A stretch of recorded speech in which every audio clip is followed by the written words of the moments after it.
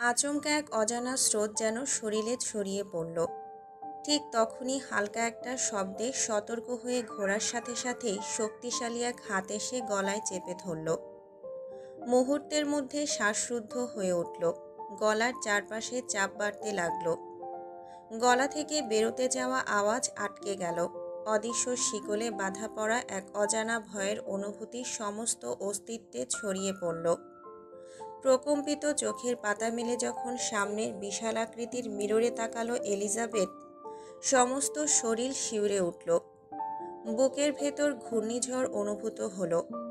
ধীরে ধীরে হৃদস্পন্দন বেড়ে যায়, ঘাম হতে থাকে, শ্বাস প্রশ্বাস দ্রুত হয়ে যায়, হাত পা ঠান্ডা হতে থাকে। রিচার্ডের সমুদ্রনীল চোখ দুটোতে ঘনীভূত আগ্নেয়গিরির অগ্নুৎপাত হচ্ছে, যা এলিজাবেথের বুকের ভেতর ভয়ের মাত্রা আরও বাড়িয়ে দিচ্ছে। ঊর্ধ্বে রক্তিম বর্ণ ধারণ করেছে রিচার্ডের অব্যয়। ক্ষুধার্ত হিংস্র প্রাণীর মতো গর্জে উঠল Richard. You should not have let him touch you, right? You know why? Because no one touch what belong to me. রিচার্ডের শরীরের পেশিগুলো টান টান হয়ে আছে। ঊর্ধ্বে প্রতিটা অঙ্গ উত্তেজনার শীর্ষে অবস্থান করছে। কথার অন্তরালে থাকা কঠোরতার মতোই গলার মধ্যে চাপ বাড়ায় রিচার্ড। এলিজাবেথের শ্বাস প্রশ্বাস ভারী হয়ে আসে, শরীরে আতঙ্কের স্রোত বইতে শুরু করে। বেঁচে থাকার জন্য সমস্ত শক্তি প্রয়োগ করেও রিচার্ডের হাত এক চুল পরিমাণও সরাতে পারে না। যখন চোখের সামনে সব অন্ধকার হয়ে আসতে থাকে, তখন মুখ দিয়ে শব্দ বের করে এলিজাবেথ। ছটফট করতে করতে দুর্বল চিত্তে অস্পষ্ট স্বরে আওড়ায়, না, স্পর্শ করেনি আমাকে। ছেড়ে দিল রিচার্ড এলিজাবেথকে তৎক্ষণাৎ। অস্থির মনে যেন এক পশলা শীতল হাওয়া শীতলতা ছুঁয়ে দিয়ে গেল রিচার্ডের। তবে চোখ তখনও আগুনের লেলিহান শিখায় দাউ দাউ করে জ্বলছিল। ঊর্ধ্বে মটমট করতে থাকা ধারালো চিবুকে তাকালো নিচে বসে গলা ধরে কাশতে থাকা এলিজাবেথের দিকে। স্বাভাবিকভাবে শ্বাস নিতে পারছে না এলিজাবেথ। গলার পাশটায় টনটনে ব্যথা করছে। ছাড়া পেয়েও মনে হচ্ছে এখনো কেউ শক্ত হাতে চেপে রেখেছে। চোখ দিয়ে অঝরে পানি ঝরতে থাকে। ঘৃণায় বিষিয়ে যাওয়া মন একবারও তাকালো না রিচার্ডের দিকে। এলিজাবেথ সিং ধরে উঠে দরজার অভিমুখী হয়ে দৌড়ে পালাতে চাইলে রিচার্ড খপ করে পেছন থেকে এলিজাবেথের হাত টেনে ধরে। এক ঝটকায় টান দিয়ে পেছনে এনে দেয়ালে ছুঁড়ে মারে এলিজাবেথকে একটা অবহেলিত বস্তুর মতো। দেয়ালে মাথা ঠুকে এলিজাবেথ আঁতকে ওঠে, আহ বলে আবারও নিচে পড়ে যায়। দেয়ালের সাথে লেপ্টে নিচে পড়ার কারণে দেয়ালে তাজা উষ্ণ রক্তের লম্বা ছাপ বসে যায়। এলিজাবেথের রক্তক্ষরণের বিপরীতে রিচার্ডের ঠোঁটের কোণে লেগে আছে পৈশাচিক হাসি। মরুভূমির মতো খড়খড়ে হৃদয়ে একটু দাগ ফেলে না এলিজাবেথের কান্না। গ্যাংস্টারদের সহানুভূতির অভাব, ফলে তাদের পক্ষে অন্যদের কষ্ট বা যন্ত্রণা কিছুই মনে হয় না, বরং তা তাদের জন্য আনন্দের বা সন্তুষ্টির কারণ হয়। এলিজাবেথ দাঁতে দাঁত চেপে ব্যথা সহ্য করে সহসাই চেঁচালো, আমাকে যেতে দিন, আমি কিন্তু চেঁচাবো। হঠাৎ রিচার্ডের অট্টহাসিতে গা ছমছমে গুমোট পরিবেশ যাত্রাপালার স্টেজে পরিণত হলো। ওয়াশরুমের প্রতিটা কোনায় কোনায় বাড়ি খেতে থাকে রিচার্ডের কর্কশ গলার হাসি। রুক্ষ কর্কশ গলায় অনর্থক হাসি হেসে চাপা স্বরে চিবিয়ে চিবিয়ে বলল, চেঁচাও, গো অ্যাহেড। চেঁচাতে চাইল এলিজাবেথ, কিন্তু ভয়গুলো গলায় কুণ্ডুলি পাকিয়ে থাকার কারণে শব্দ বের হয় না গলা থেকে। নিজের অসহায়ত্ব দেখে নিজের জন্য নিজেরই খুব মায়া হচ্ছে। ভাগ্য তাকে বারবার কোথায় ঠেলে নিয়ে আসছে। সে চায় সুখসাগরে পা ডোবাতে, তবে তার জীবনের করুণ পরিণতিতে আছে শুধুই কষ্টের পাহাড়, যা শুধু গাছের ডগার অংশের মতোই বাড়তে থাকে। হঠাৎ এলিজাবেথের চোখে সন্দেহ সংকুচিত হলো। এত বড় হোটেল, এতক্ষণে তো নিশ্চয়ই কেউ না কেউ আসতো। তবে তবে কি? ভাবতেই বুকের ভেতর মোচড় দিয়ে উঠল। ভেজা চোখের পাতা মেলে এলিজাবেথ তাকালো রিচার্ডের আক্রমণাত্মক চওড়া তামুকে। কর্ধের পাহাড়ে ভারী হয়ে যাওয়া চোয়াল দিয়ে যেন এই মুহূর্তে ভস্ম করে দেবে সকলকে। নৃশংসতা, সহিংসতা, ধ্বংসযজ্ঞ ছাড়া কোনো সহানুভূতির ঠাঁই নেই এই নরখাদকের জীবনে। গলা হতে নির্গত কর্কশ গোঙানির শব্দে দুর্বল গলায় উচ্চারণ করল এলিজাবেথ, কেন এসেছেন আবার? রিচার্ডের অভিব্যক্তি তখন একদম স্বাভাবিক। দেয়ালের সাথে পিঠ ঠেকিয়ে টানটান হয়ে দাঁড়িয়ে ঘন ঘন ঘাড় ঘোরাচ্ছিল আর রিভলভারের আঙুল ঢুকিয়ে শব্দ করছিল। এলিজাবেথের কথা কর্ণপাত হলে এবার পূর্ণ দৃষ্টি দিল এলিজাবেথের রক্তাভ মুখশ্রীতে। ঠোঁট বাঁকা করে হেসে বলল, পানিশমেন্ট দিতে। এলিজাবেথ হাঁপাতে হাঁপাতে বলল, পানিশমেন্ট? কিসের পানিশমেন্ট? রিচার্ড আগুন বর্জন করল কথায়, চোখে জ্বলছে ক্রোধের অগ্নি। ঘুটঘুটে অন্ধকারে তলিয়ে যাওয়া মেঘলা আকাশে বজ্রপাতের বিজলির মতো হিংস্রতার ছাপ ফুটে উঠল রুক্ষ পুরুষালীর শক্ত চিবুকে। গুরুগম্ভীর গলায় চেঁচিয়ে বলল, গত 3 রাত ধরে আমাকে ফাকিং মাথা ব্যথার সাফার করানোর জন্য। বলতে বলতে রিচার্ডের নজর যায় এলিজাবেথের ঠোঁটে লেপ্টে থাকা গাঢ় লাল লিপস্টিকে। হাঁটু মুড়ে বসল এলিজাবেথের সামনে। রুক্ষ খসখসে বুড়ো আঙুল ডাকল এলিজাবেথের ঠোঁটে। ঘৃণায় গা শিউরে উঠল এলিজাবেথের। নিজেকে শক্ত করে রাখে। রিচার্ডের ঠোঁটের কোণে বক্র হাসি ঝুলিয়ে এলিজাবেথের লাল রঙে রঞ্চিত ওষ্ঠপুটে আঙুল দিয়ে স্লাইড করতে করতে বলে, আমার জন্য নিশ্চয় দিয়েছ, তবে আমার এখনো মুড নেই। I have to fix this. রিচার্ডের কণ্ঠনালী বেয়ে উদ্গীরণ হলো অযাচিত ক্ষুব্ধতার তপ্তশ্বাস। হিংস্রতার প্রভাবে বিড়বিড়িয়ে ওঠে পৈশাচিক সাইকো মস্তিষ্কের কথাগুলো। এলিজাবেথের ভেতরে ঝড় তুলে দেয়। তিরতির করে কাঁপতে থাকে গঠন। ধনুকের মতো বাঁকানো শরীরে সুন্দরভাবে সজ্জিত শাড়ি এলোমেলো হয়ে বিছিয়ে যায় ফ্লোরে। হঠাৎই অতর্কিত আক্রমণে চমকে উঠল। কিছু বুঝে ওঠার আগেই অনুভব করল শ্রাবণের ধারা অঝরে মুখের উপর পড়ার কারণে শ্বাস ফেলতে পারছে না। রিচার্ড এলিজাবেথকে ফ্যাসেটের নিচে চাপ দিয়ে ধরে রেখে ট্যাপ ছেড়ে দিয়েছে। পানি সোজা এলিজাবেথের নাকের সরু ছিদ্রপথ দিয়ে ভেতরে যাচ্ছে। ঠোঁটের লিপস্টিকের সাথে কপালের রক্তগুলো ধুয়ে মুছে যাচ্ছে। লিকুইড জেলের লিপস্টিক হওয়ায় অল্প সময়ের মধ্যেই উঠে যায়। লিপস্টিকের এক ফোঁটা আভাও নেই এটা শিওর হয়ে রিচার্ড ছাড়ল এলিজাবেথকে। এলিজাবেথ ফ্যাসেটের পাশের খালি জায়গায় ঝুঁকে হাঁপাতে থাকে। শরীরে সম্ভব শক্তি যেন কে শুষে নিয়েছে। নাকের ভেতর পানি যাওয়ার কারণে ফর্সা মুখ ফ্যাকাশে রূপ ধারণ করেছে। বিভীষিকাময় দ্বন্দ্বের জীবনে অভিশপ্ত রাজার আগমন ছিল বিষাদের চেয়েও বিষাক্ত। রিচার্ডের কর্ধ যেন আজ সংযম বাদ মানবে না। ক্ষুব্ধ হয়ে আবারও তেড়ে গেল এলিজাবেথের দিকে। চুলের মুঠি ধরে টেনে সোজা করল। সুগভীর নিকষ নীল চোখ হতে অগ্নিশিখা বিচ্ছুরিত হচ্ছে। ব্যথায় কুকড়িয়ে উঠলেও নিজেকে শক্ত করে এলিজাবেথ।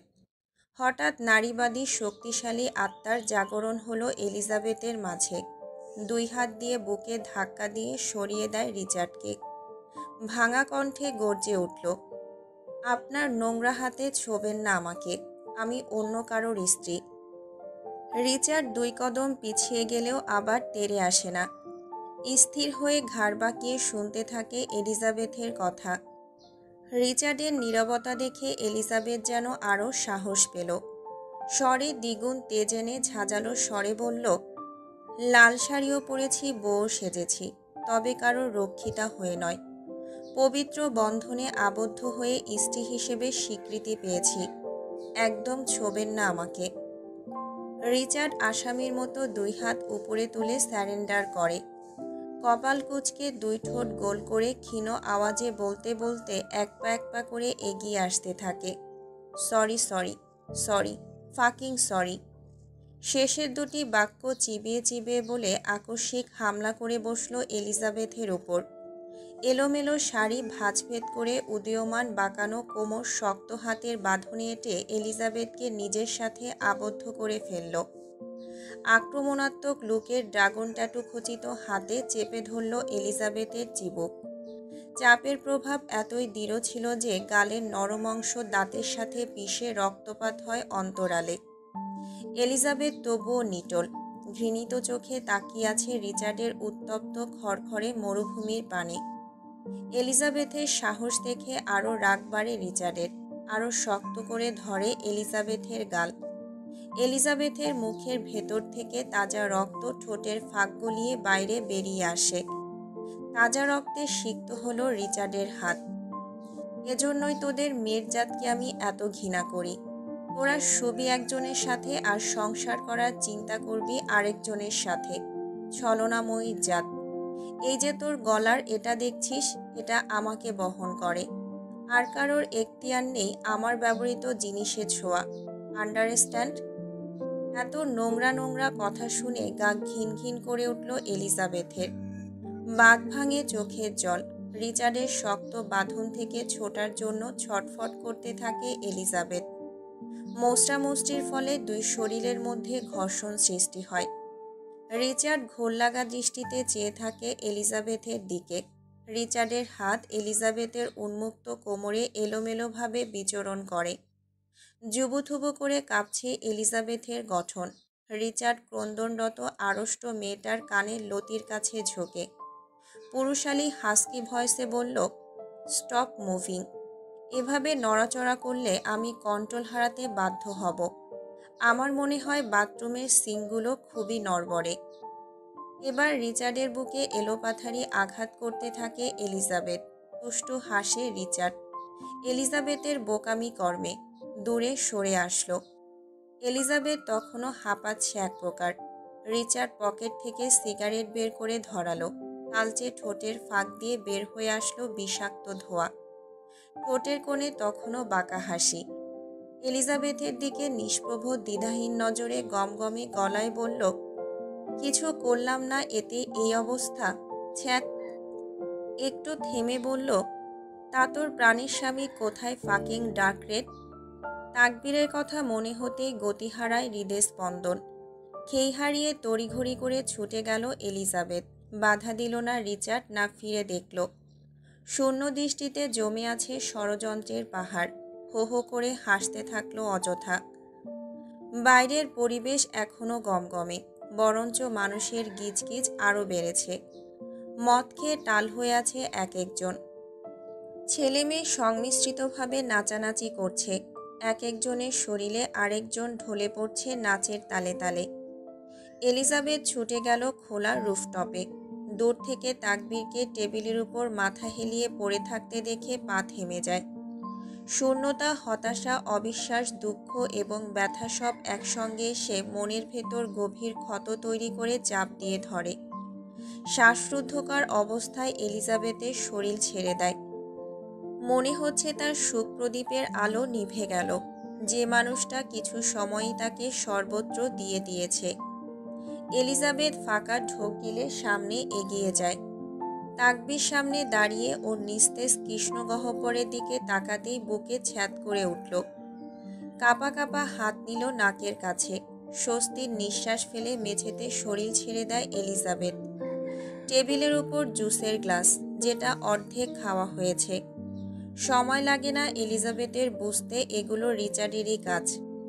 হোটেলের স্টাফের সাহায্যে এলিজাবেথ তাকবীরকে নিয়ে নিজেদের অ্যাপার্টমেন্টে যায়। ওকে ওর রুমে শুয়ে দিয়ে এলিজাবেথ নিজের রুমে যায়।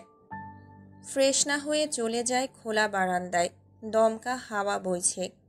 বাতাসে এলিজাবেথের বুক থেকে শাড়ির আঁচল আলগা হয়ে নিচে পড়ে যায়। কোমর সমান ঘন চুলগুলো বিধ্বস্তভাবে উঠতে থাকে হাওয়ার তালে তালে। চাঁদের সেনাবাহিনী তারাগুলো আকাশে অনুপস্থিত থাকলেও চারপাশের বিশাল বিশাল অট্টালিকাগুলো থেকে চুইয়ে আসা আলোতে জ্বলজ্বল করছে চারিপাশ। খোলা বারান্দায় খোলা চুলে এলোমেলোভাবে উঠতে থাকা শাড়ির আঁচল। 22 তলা বিল্ডিংয়ের উপর পেছন থেকে ক্রন্দনরত এলিজাবেথকে বিধ্বংসী লাগছে। এলিজাবেথ শূন্যে তাকিয়ে আছে এক দৃষ্টিতে। কার্নিশ বেয়ে গড়িয়ে পড়ছে শ্রাবণের ধারা। এই কান্নার কারণ এগুলো একান্তই ব্যক্তিগত, যা কেউ জানে না, কেউ না, সে আর সৃষ্টিকর্তা ছাড়া। খুব বেলা করেই ঘুম ভাঙে এলিজাবেথের। অলস ভঙ্গিতে নড়াচড়া করতে গেলেই শরীরে টনটনে ব্যথা হয়। অনুভূত হয় ঢোক গিলতে পারছে না, খুব ব্যথা। মস্তিষ্ক সজাগ হতেই সকল কিছু মনে পড়ে যায় এলিজাবেথের। তপ্ত শ্বাস ফেলে উঠে বসে।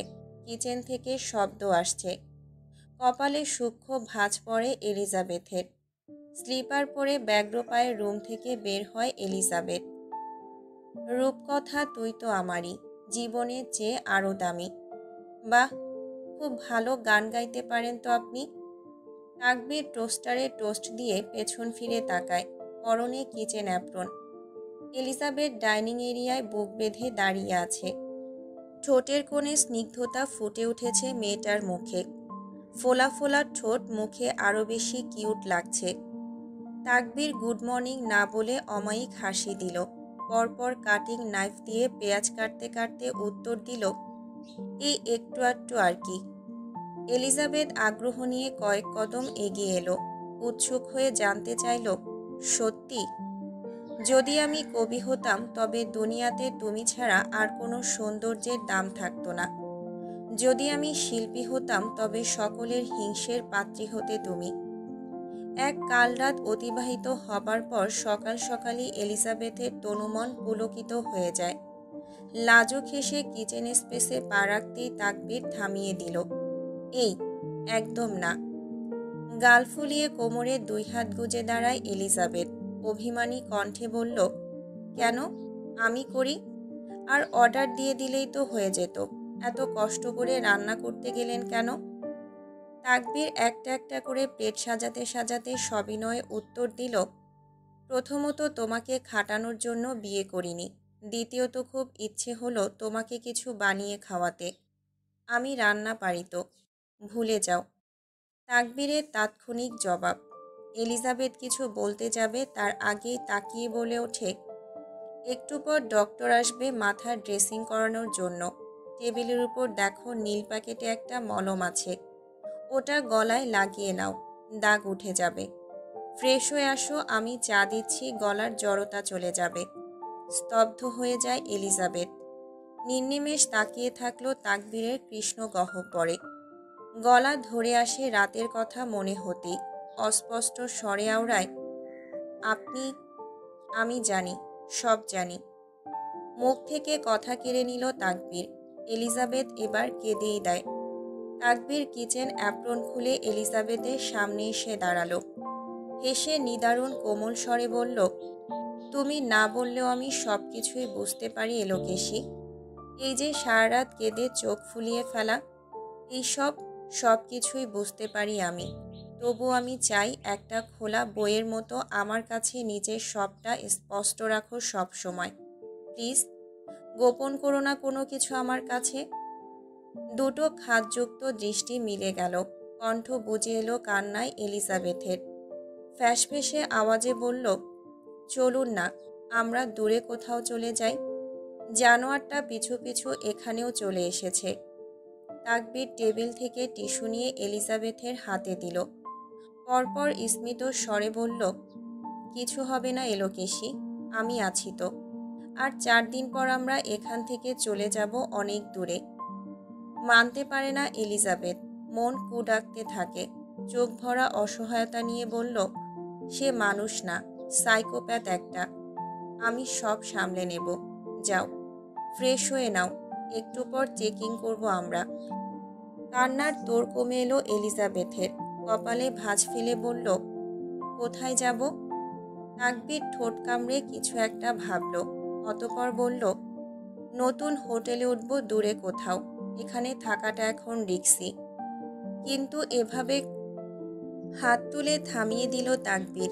কিছু ভেসে আসা শব্দগুলোকে, মস্তিষ্ক শব্দের খণ্ডিত অংশকে পুরো শব্দের অংশকে পরিণত করার চেষ্টা করল। এলিজাবেথের কানেও আবছা আসলো কিছু শব্দ। তাকবীরের তীক্ষ্ণ মস্তিষ্ক খুব সহজেই ধরে ফেলল এটা কিসের শব্দ।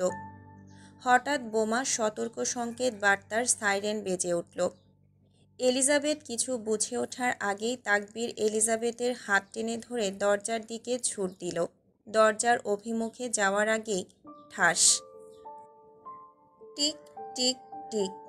টাইমারে অন্তিম সময় যখন ঘনিয়ে আসে ঠিক তখনই বিকট শব্দে বিস্ফোরিত হয়ে বের হয় এয়ার হোটেলের বেসমেন্ট। কেঁপে উঠল 40 তলা বিশালাকৃতির দালান। মিলিসেকেন্ডের মধ্যে ধ্বংসস্তূপে পরিণত হয় পরিত্যক্ত বেসমেন্ট। বিস্ফোরক কেন্দ্রিক স্থান ছাড়া আশেপাশে তেমন কোনো ক্ষতি হয়নি ছোট বোমা বিধায়। অগ্নিকাণ্ড বিস্তৃতি লাভ করার আগেই automated fire safety sprinkler system থেকে পানি পড়তে শুরু করে। ধীরে ধীরে নিয়ন্ত্রণে আসতে থাকে পরিস্থিতি। হোটেল স্টাফরা দ্রুত পরিস্থিতি অনুকূলে আনার চেষ্টায় লেগে পড়ে। পুরো হোটেলে অ্যানাউন্সমেন্ট করে দেওয়া হয় আতঙ্কিত না হবার জন্য। বিস্ফোরণের সময় তাকবীর হিতাহিত জ্ঞান হারিয়ে এলিজাবেথকে বক্ষপটে চেপে ধরে। এলিজাবেথও তাকবীরের বুকের অংশের শার্ট খামচে ধরেছিল তখন। ভেবেছিল আজই হয়তো তাদের জীবনের অন্তিম দিন। যখন পরিস্থিতি স্বাভাবিক এবং নিজেদেরও অক্ষত অনুভূত হলো, তখন দুজনেই হতচেতন হয়ে ফেরে। হাতের বাঁধন আগলা করে তাকবীর। এলিজাবেথও চকিতে সরে আসে তাকবীরের বুক থেকে। কিছুটা লজ্জিত হলেও শরীর ছেড়ে দেয় মেঝেতে। আটকে রাখা নিঃশ্বাস একদমে ছেড়ে হাঁপাতে থাকে। তাকবীর এদিক সেদিক তাকিয়ে কিছু খুঁজল। পরপরই শব্দ অনুসরণ করে বাইরে গিয়ে দেখতে পেল দরজার বাইরে একটা ছোট ডিভাইস রাখা। এটা থেকে এতক্ষণ টিকটিক শব্দ আসছিল। অমায়িক হাসি লেপ্টে থাকা চোয়ালে উদীয়মান হলো কর্ধ। পা দিয়ে পিষে দেয় ডিভাইসটা। শক্ত চলে ভেতরে প্রবেশ করতেই ক্ষুব্ধতার বাড়িধারায় তলিয়ে যায় বহমান মন্থর শিথিলতায়। এলিজাবেথের ঝর্ণার প্রবাহের মতো মাধুর্য ও কোমলতায় মোড়ানো মুখশ্রী দেখে, যা ঝর্ণার প্রবাহের মতোই শীতল ও মুগ্ধকর এবং স্বস্তি এনে দেয় উথাল পাথাল তরঙ্গে বসিয়ে যাওয়া মনে। অশান্ত সাগরের খড়খড়ে ওপারে ভোরে সূর্যের প্রথম কোমল আলোর মতোই মায়াবী মুখ। এক ধরনের নতুন আশা এবং আনন্দের প্রতীক নিয়ে এলিজাবেথের আগমন তাকবীরের শুকিয়ে খাখা হয়ে যাওয়া বুকে। ঠোঁটে ফেটে ওঠে আবারও সেই অমায়িক হাসি। ওটা কি ছিল? বোমা ব্লাস্ট হয়েছে। নেমে যাওয়া আতঙ্ক আবারও তিরতির করে উদিত হয় এলিজাবেথের অব্যয়। গলা কাঁপতে থাকে। কোথায়? তাকবীরের অভিব্যক্তি অত্যন্ত স্বাভাবিক এবং গুরুগম্ভীর। অবিলম্বে আওড়ায়, এটা ছোট বোম ছিল। মাইক্রোচার্জ বলা হয় এটাকে। এই ধরনের বোমাগুলি খুব ছোট আকৃতির এবং বিশেষভাবে তৈরি করা হয় যাতে একটা নির্দিষ্ট লক্ষ্যবস্তুতে প্রভাব ফেলে। তাছাড়া আশেপাশে তেমন কোনো ক্ষতি হয় না। চিন্তা করো না, আমরা সেফ আছি। এলিজাবেথ যেন এখনও ঘোরের মধ্যেই পড়ে আছে, তাই মনের মধ্যে আর কোনো প্রশ্ন জাগল না। মস্তিষ্ক এখনও সেই বিকট শব্দ হতে বের হতে পারেনি। তাকবীর রুমের অভিমুখে পা বাড়ালে পেছন থেকে তেড়ে আসে এলিজাবেথের অদ্ভুত প্রশ্নবাণ। আমরা কি এখনও বেঁচে আছি? পা থামে তাকবীরের। বুক ফেটে হাসি আসে, তবে হাসল না। বুঝতে পারল এলিজাবেথ এখনও আতঙ্কের মাঝেই রয়ে গিয়েছে। সামনে এগিয়ে যেতে যেতে সবিনয়ে প্রত্যুত্তর করল, জান্নাত বা জাহান্নাম কোথাও হবে। এয়ার হোটেলে নেই এলোকেশি। ঘোর থেকে বের হও। বের হবার পন্থা হিসেবে নিজের হাতে নিজেই চিমটি কাটল এলিজাবেথ। চোখ মুখ বিকৃত করে উঠে দাঁড়ায়। ছুটে যায় রুমে। দেখতে পায় তাকবীর তার জামা কাপড় লাগেজে রাখছে। এলিজাবেথ ছুটে গিয়ে বাধা দিল। আরে আরে, কি করছেন? হাত থামে না তাকবীরের। কাজে অটল থেকে বলল, আমরা এখনই হোটেল থেকে চলে যাব। ফ্রেশ হয়ে আসো, আমি সব গুছিয়ে নিচ্ছি। এই জায়গার এক মুহূর্তের জন্য সেফ নয় আমাদের জন্য। গো ফাস্ট। এলিজাবেথ আর কথা বাড়ায় না। তাকবীরের কথা মতো ফ্রেশ হতে চলে যায়। তাকবীরের ললাটের মধ্যভাগ দুই ভাগে বিভক্ত হয় সূক্ষ্ম চিন্তার ভাঁজে। হোটেল বেয়ারের অপোজিট বিল্ডিংয়ের উপর কাচের জানালার সামনে দাঁড়িয়ে আছে এক বিধ্বংসী মানব, যেখান থেকে শহরের মনোরম দৃশ্য দেখা যাচ্ছে। ব্যস্ত শহরের মানুষগুলো কিভাবে ছুটে চলেছে, ধুলো উড়িয়ে চলে যাওয়া নামি দামি গাড়িগুলো। তবে পৈশাচিক আত্মা মানবের শূন্য দৃষ্টি শুধু হোটেল বেয়ার থেকে এইমাত্র বেরিয়ে যাওয়া একটা রোলস রয়েলস গাড়ির দিকে। গাড়িটি হোটেলের ত্রিসীমানা পেরিয়ে যেতেই অট্টহাসিতে ফেটে পড়ে মানবটি। কাচের গ্লাস গলিয়ে ভেতরে দ্যুতি ছড়িয়ে দিচ্ছে আলোক রশ্মি। সেই সূর্যের তীর্যক রশ্মিগুলো এসে আছড়ে পড়েছে রিচার্ডের শরীরে। রিচার্ড যেন আলো বিস্তরণে বাধা দিচ্ছে তাদের, তবুও তারা বাধাহীন, শরীরের পাশ ঘেঁষে ঠেলে ঠুলে প্রবেশ করছে ভেতরে, যার ফলস্বরূপ পেছন থেকে রিচার্ডকে সূর্য দেবতার মতো লাগছে। পেছনেই ন্যাসো, লুকাস আর আলাদিন দাঁড়িয়ে আছে মলিন মুখে, তিনজনেই ঘুমে ঢলছে। রিচার্ডের মতো তারাও সারা রাত জাগ্রত ছিল। কালো জ্যাকেট ও প্যান্টে রিচার্ডকে বরাবরের মতোই গম্ভীর এবং রহস্যময় করে তুলেছে। তবে লুকে পেছন থেকে মনে হচ্ছে কোনো বড় কোম্পানির সিইও দাঁড়িয়ে আছে, প্রজেক্টরে দুশ্চিন্তায় মত্ত হয়ে আছে। তবে তেমনটা মোটেও না, ঠোঁটের আগায় জড়ো হাসিগুলো জাল বুনছে ষড়যন্ত্রের। রিচার্ড চোখ বন্ধ করে কিছু ভাবছে এবং মুখের চড়া হাসি যেন অট্টহাসিতে ফেটে পড়ছে। শরীরের ভঙ্গি এবং অট্টহাসি এক ধরনের গোপন বিজয়ের ইঙ্গিত দিচ্ছে। এ যেন সে তার নিজের অর্জনে অথবা নিজের ভেতরের কোনো নৃশংস উন্মাদনায় মাতোয়ারার। শক্ত জলে বিড়বিড় করল, you have to regret for your decision. Richard পেছনে ঘোরে। তা দেখে আলাদিন এক প্রকার দৌড়ে আসে, আগ বাড়িয়ে জানতে চাইল, বস, ঘুমাবেন তো আপনি? আপনি বললে এখানেই রুম বুক করছি। রিচার্ডের লম্বা লম্বা পায়ে স্বতঃস্ফূর্ত কদম, গুরুগম্ভীর কণ্ঠস্বরে বলল, আন্ডারগ্রাউন্ডে যাব, নতুন কি মাল বেরিয়েছে একটু দেখে আসি। রিচার্ডের সাথে নিম্বাকৃতি আলাদিনের ছুটতে হচ্ছে। চেহারা মলিন স্মিত স্বরে বলল, এখনই যেতে হবে? এ মানে কাল থেকে ঘুম নেই আপনার? এত দূর জার্নি করে আসলেন। পায়ের গতি কমিয়ে থামে রিচার্ড, শক্ত চোখে তাকালো আলাদিনের দিকে। রিচার্ডের শশব্যস্ত বিদ্যুৎবেগী চাহনি দেখে চোয়াল ঝুলে গেল আলাদিনের। রিচার্ডের চোখে মুখে কাঠিন্যতার সঙ্গে চোয়াল কর্ধে মটমট করতে থাকে। লঘুদেহী আলাদিনের উপর ঝুঁকে চিবিয়ে চিবিয়ে বলল, আমার লাইনে থাকতে হলে বিশ্রাম জিনিসটা কি তা ভুলে যেতে হবে। সুখ দুঃখ বর্জন করে নিজেকে পাথর বানাতে হবে, যেন মনে কখনো ব্যথা না লাগে। অক্লান্ত পরিশ্রম করে মানসিক ক্লান্তি আর একগুঁয়েমি দূর করতে হবে। এত পরিশ্রম করতে হবে যে কখনো ক্লান্তি অনুভূত না হয়। আবেগহীন বা সংবেদনশীলতাহীন হয়ে মানব শরীরকে যান্ত্রিক মেশিনে কনভার্ট করতে হবে। Got it? পরপর 3 বার শুকনো ঢোক গেলে আলাদিন খেই হারিয়ে তড়িঘড়ি করে কয়েকবার মাথা ঝাঁকায়।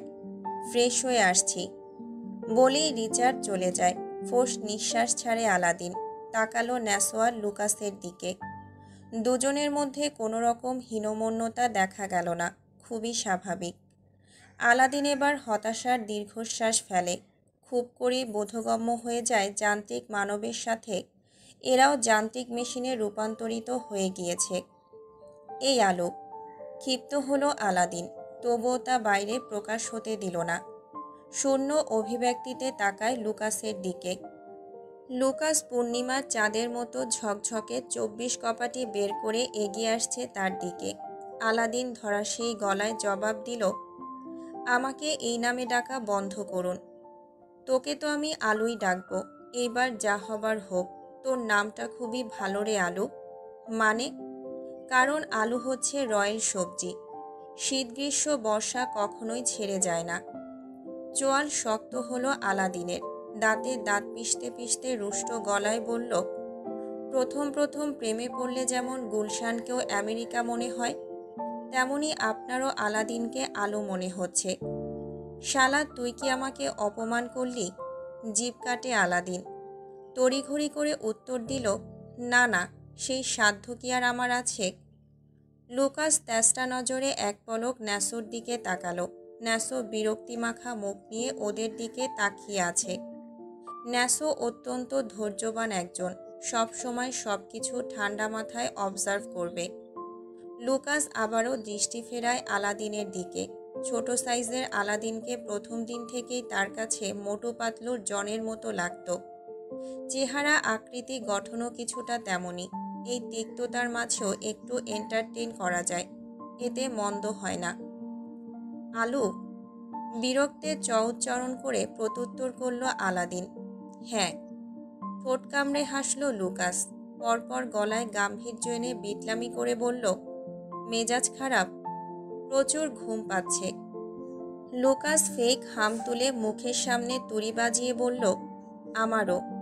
থেমে গুরুগম্ভীর গলায় অপ্রত্যাশিত হাস্কি ভয়েসে বলল, I am depressed, you are depressed, let's get undress. নিস্তব্ধ কক্ষে যেন বোমা বিস্ফোরণ হলো এবার। ন্যাসোর চোয়াল ফাঁক হয়ে যায় বিস্ময়ে। আলাদিন এবার সংযম হারায় ভয় ডর। লুকাসের দিকে শক্ত চোখে তাকিয়ে আবার কি মনে করে দৃষ্টি পরিবর্তন করে। তুষ্ট হেসে বলল, আপনার কি মনে হয় আমেরিকা এত ফর্সা ফর্সা মেয়ে রেখে আপনার মতো কালো মানিকের কাছে যাব? Sorry bro, I am not interested in black. লুকাসের চোখ বড় বড় হয়ে যায়। রং নিয়ে টিটকারি সে একদমই সহ্য করতে পারে না। তেড়ে গেল আলাদিনের কাছে। 4.5 ফুটের আলাদিনকে শক্ত দানবীয় এক হাত দিয়ে শার্টের কলার চেপে ধরে উপরে তুলে ফেলে। আলাদিনের শরীর শূন্যে, চোখে মুখে স্পষ্ট আতঙ্ক। গলায় দাগ বসে যাচ্ছে। লুকাস আগুন বর্জন করল কথায়, চোখে জ্বলছে ক্রোধের অগ্নি। আমাকে কালো বলছিস শালা? জানিস আমাদের তামিলনাড়ুতে এটা ঐতিহাসিক রং, যুগ যুগ ধরে বিস্তার হয়ে আসছে সবার মাঝে। আলাদিনের চোখ প্রায় উল্টে যাবে এমন ভাব। পরিস্থিতি হাতের বাইরে চলে যাচ্ছে দেখে এবার ন্যাসো এগিয়ে আসে, লুকাসের হাত থেকে আলাদিনকে ছাড়ায়। আলাদিন নিচে পড়ে গলা ধরে কাশতে থাকে। নিঃশ্বাস নিতে না পারার জন্য সমস্ত শরীর অসাড় হয়ে আসছে, হাঁপাতে থাকে। লুকাসের ক্রোধ তবুও কমে না। জানিস আমার গায়ের এই রং নিয়েও কত মেয়ে আমাকে প্রপোজ করেছে? ওটা জাতীয় পুরস্কার পাওয়ার পর লোকা। থতমত খেয়ে যায় লুকাস। থমথমে দৃষ্টি নিক্ষেপ করে ন্যাসোর দিকে। ন্যাসো তুমিও? ঘাড় ঘুরিয়ে ঠোঁট কামড়ে হাসল ন্যাসো। তবে গুরুগম্ভীর মুখশ্রীতে তার স্থায়ী হলো না বেশিক্ষণ। অতপর দুইজনের দিকে তাকিয়ে গমগমে গলায় বলল, নিজেদের মধ্যে এভাবে ঝগড়া করার কোনো মানে হয় না। বস যে কাজ দিয়েছে তা করো, মরতে না চাইলে। বলেই হনহনিয়ে চলে যায় ন্যাসো। তপ্ত শ্বাস ফেলে লুকাস। সামনে এক পা বাড়িয়েও আবার পেছন ফিরে তাকালো নিচে পড়ে থাকা আলাদিনের দিকে। ঠোঁট গোল করে গরম নিঃশ্বাস বের করে পেছন ঘোরে। দুর্বল আলাদিনকে কাঁধে তুলে নিয়ে আবার হাঁটা দিল সামনে। লস অ্যাঞ্জেলেসের একটা চিপা গলি থেকে বেরিয়ে খোলা রাস্তায় আসলো রিচার্ডরা।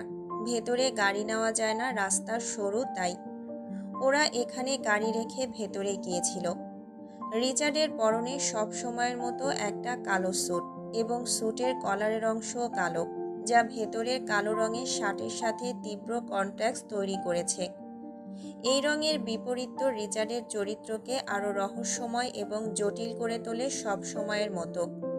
কালো শার্ট, কালো বেল্ট এবং কালো প্যান্টের সাথে ওর লুকটি পুরোপুরি ছিমছাম এবং মার্জিত, যা রিচার্ডের চরিত্রে উচ্চ পর্যায়ের ভিলেনের লুককে পূর্ণতা দিতে সক্ষম। গাম্ভীর্যতায় মোড়ানো ঠান্ডা এবং গভীর দৃষ্টি মানসিকতার গোপন শক্তির ইঙ্গিত দেয় রিচার্ডের। কপালের দুই পাশ দিয়ে চুলগুলো বিছিয়ে আছে। এলোমেলো থাকার কারণে আজ কানের নিচে ধনুকের ফলা ট্যাটুটি সুস্পষ্ট উদীয়মান। হঠাৎ করে রিচার্ডের মস্তিষ্ক অজানা কারণে কোনো কিছু একটার ইঙ্গিত দেয়। তার ষষ্ঠ ইন্দ্রিয় কিছুর আভাস দিচ্ছে। রিচার্ড তীক্ষ্ণ দৃষ্টি নিক্ষেপ করে আশেপাশে। হঠাৎ করেই একটা অর্ধনগ্ন মাতাল মেয়ে রাস্তার পাশ দিয়ে যাওয়ার সময় ঢুলতে ঢুলতে রিচার্ডের উপরে এসে পড়ে। সঙ্গে সঙ্গে রিচার্ডের চেহারায় হিংস্রতা ফুটে উঠল। থমকে যাওয়া মস্তিষ্কটা ফিরে গেল তার চিরাচরিত পৈশাচিক আত্মায়। ধাক্কা মেরে মেয়েটিকে গা থেকে ছুঁড়ে ফেলে। কোটের ভেতর থেকে গান বের করে মেয়েটির দিকে তাক করে। ট্রিগারে প্রেস করতে করতে হিংস্রতার প্রভাবে বিড়বিড়িয়ে ওঠে পৈশাচিক সাইকো মস্তিষ্ক। You bloody bitch! পেছন থেকে ছুটে আসে মেয়েটির বয়ফ্রেন্ড। সেও ড্রাঙ্ক, তবুও কন্ট্রোলে। রিচার্ডের গান পয়েন্টের সামনে দুই হাত মেলে দাঁড়িয়ে বলতে থাকলো, hey man, drop the gun, she is my girlfriend, sorry bro. ব্যাপারটা এত দ্রুত ঘটেছে যে লুকাস, ন্যাসো দুজনই হতভম্ব। আলাদিনের চেহারা দেখার মতো হয়ে আছে। ভয়ে ভেতরে চুপসে গিয়েছে একদম। এই ভরা প্লেসে মার্ডার করা মানেই হট নিউজ, আর নিউজে নিউজে খবরটা নিশ্চয়ই লাস ভেগাসে যাবে। যদি কোনোভাবে মাফিয়া লিডার অ্যালেক্সের কাছে রিচার্ড আমেরিকায় আসার খবর যেতে পারে, তাহলে তৃতীয় বিশ্বযুদ্ধ হতে দেরি নেই। আলাদিনের বডিগার্ডটা সংকীর্ণ হয়ে তাকিয়ে আছে তার পানে। হঠাৎ কি মনে করে রিচার্ড গান নামিয়ে ফেলে। বন্দুকের সরু নলের ইশারায় ছেলেটিকে বলল চলে যেতে। ছেলেটি এক মুহূর্ত সময় ব্যয় করে না, মাতাল মেয়েটিকে তুলে সঙ্গে সঙ্গে স্থান ত্যাগ করে। স্বস্তির নিঃশ্বাস ছাড়ে আলাদিন। রিচার্ডের চোয়াল কর্ধে মটমট করছে। খোলা উত্তপ্ত আকাশের নিচে উত্তপ্ত খড়খড়ে মরুভূমির মতো গালের মধ্যভাগের কাটা দাগ রোদের সাথে যেন চুক্তিতে আবদ্ধ হয়েছে। দুজনেই চকচক করছে। গা থেকে কোট খুলে পাশের ওয়েস্টবিনে ফেলে দিল রিচার্ড। ন্যাসো গিয়ে ড্রাইভিং সিটে গিয়ে বসল। লুকাস ডোর খুলে দেয় রিচার্ডের জন্য। গাড়িতে উঠতে গিয়েও থেমে যায় রিচার্ড। তার ষষ্ঠ ইন্দ্রিয় বলছে কোনো গড়বড় আছে। লুকাসের দিকে তাকিয়ে চোখে চোখে কিছু একটা বুঝালো রিচার্ড। লুকাস মুখে কোনো প্রত্যুত্তর না করে শুধু চোখের পলক ফেলল। অতঃপর নিজে আগে গিয়ে গাড়িতে বসল। ন্যাসো লুকাসকে রিচার্ডের জায়গায় বসতে দেখে ভ্রু কুঁচকে পেছনে তাকালে রিচার্ড একইভাবে ন্যাসোকেও কিছু বুঝায়। পরপর সুযোগ বুঝে নিজে গাড়ি থেকে দূরে সরে গিয়ে দাঁড়ালো রিচার্ড। আলাদিন কিছুই বুঝতে পারছে না ওদের কর্মকাণ্ড। দূর থেকে দাঁড়িয়ে শুধু বোকার মতো তামাশা দেখছে। রিচার্ড দূরে সরে যেতেই অপর পাশে ডোর দিয়ে ন্যাসো লুকাস লাফ দিয়ে বেরিয়ে গেল। ওরা দূরে গিয়ে ছিটকে পড়তেই গমগমে ব্যস্ত রাস্তা প্রকম্পিত হলো। গাড়ির পার্টসগুলো শূন্যে উঠতে থাকে। বিস্ফোরণের সাথে সাথে গাড়িতে আগুন ধরে যায়। ধোঁয়ার কুণ্ডুলিগুলো স্বচ্ছ আকাশে আধার নামিয়ে আনে। বিস্ফোরণের শব্দের তীব্রতায় আতঙ্কিত হয় সকলে এবং আশেপাশের পরিবেশ কেঁপে উঠল। আশেপাশের মানুষ ও অন্যান্য যানবাহনগুলো দ্রুত নিরাপদ দূরত্ব বজায় রেখে দূরে সরে যায়। মুহূর্তের মধ্যেই ছিমছাম পরিবেশ রণক্ষেত্রে পরিণত হলো। রিচার্ডের শিকারী দৃষ্টি এদিক সেদিকে তাকাতে থাকে। সুগভীর নিকষ সমুদ্রনীল চোখ হতে অগ্নিশিখা বিচ্ছুরিত হচ্ছে। হঠাৎ চোখ আটকায় সামনের একটা বাইকের দিকে। রিচার্ডের তীক্ষ্ণ দৃষ্টি তার উপরে যেতেই তৎক্ষণাৎ হাতে থাকা ছোট রিমোট জ্যাকেটের ভেতর ঢুকিয়ে বাইক স্টার্ট দেয় লোকটা। লুকাসেরও কালো জামা হওয়ায় লোকটি ভেবেছিল লুকাসই রিচার্ড। লুকাস যখন গাড়ির ভেতরে ঢোকে তখনই সামনে দিয়ে একটা ট্রাক যায়, যার কারণে দেখতে পায়নি রিচার্ড যে পেছনে সরে গিয়েছিল। কাজ হয়েছে ভেবেই রিমোটে প্রেস করে আর ব্লাস্ট হয়ে যায়। কিন্তু সে জানতো না তার আগে যে লুকাস আর ন্যাসো গাড়ি থেকে নেমে গিয়েছিল এবং রিচার্ড সকল প্ল্যান বুঝে গিয়েছিল। এটাও ভাবতে পারেনি রিচার্ডের বাজ পাখি নজরে পড়ে যাবে। আলাদিন যেন এখনও ঘোরের মধ্যে আছে। তার ঘোরের মধ্যে দিয়ে রিচার্ড পাশের একটা ক্যাফের সামনে থেকে বাইক নিয়ে ছোটে ওই বাইকটার পেছনে। ন্যাসো লুকাস রিচার্ডের পিছু নেবার আগে রিচার্ড ধুলো উড়িয়ে মুহূর্তের মধ্যে স্থান ত্যাগ করে। আলাদিন নিজেকে ধাতস্থ করে পরপর 3 বার ঢোক গিলে গিয়ে দাঁড়ালো ন্যাসোর পাশে। চুপসানো গলায় বলল, উনি এত রাফলি বাইকও চালাতে পারে? ন্যাসো আলাদিনের কথায় ঠোঁট বাঁকিয়ে হাসল। পরপর বাষ্পের ন্যায় বাইকের ইঞ্জিন থেকে নির্গত ধোঁয়ার দিকে তাকিয়ে দাপুটে গলায় বলল, হি ইজ অ্যান অলরাউন্ডার। ক্যালিফোর্নিয়ার সমস্ত মসৃণ হাইওয়ে ধরে দুটি বাইক বেসামাল গতিতে এগিয়ে যাচ্ছে। স্পিড এবং কন্ট্রোল দেখে বোঝা যাচ্ছে দুজনেই খুবই দক্ষ।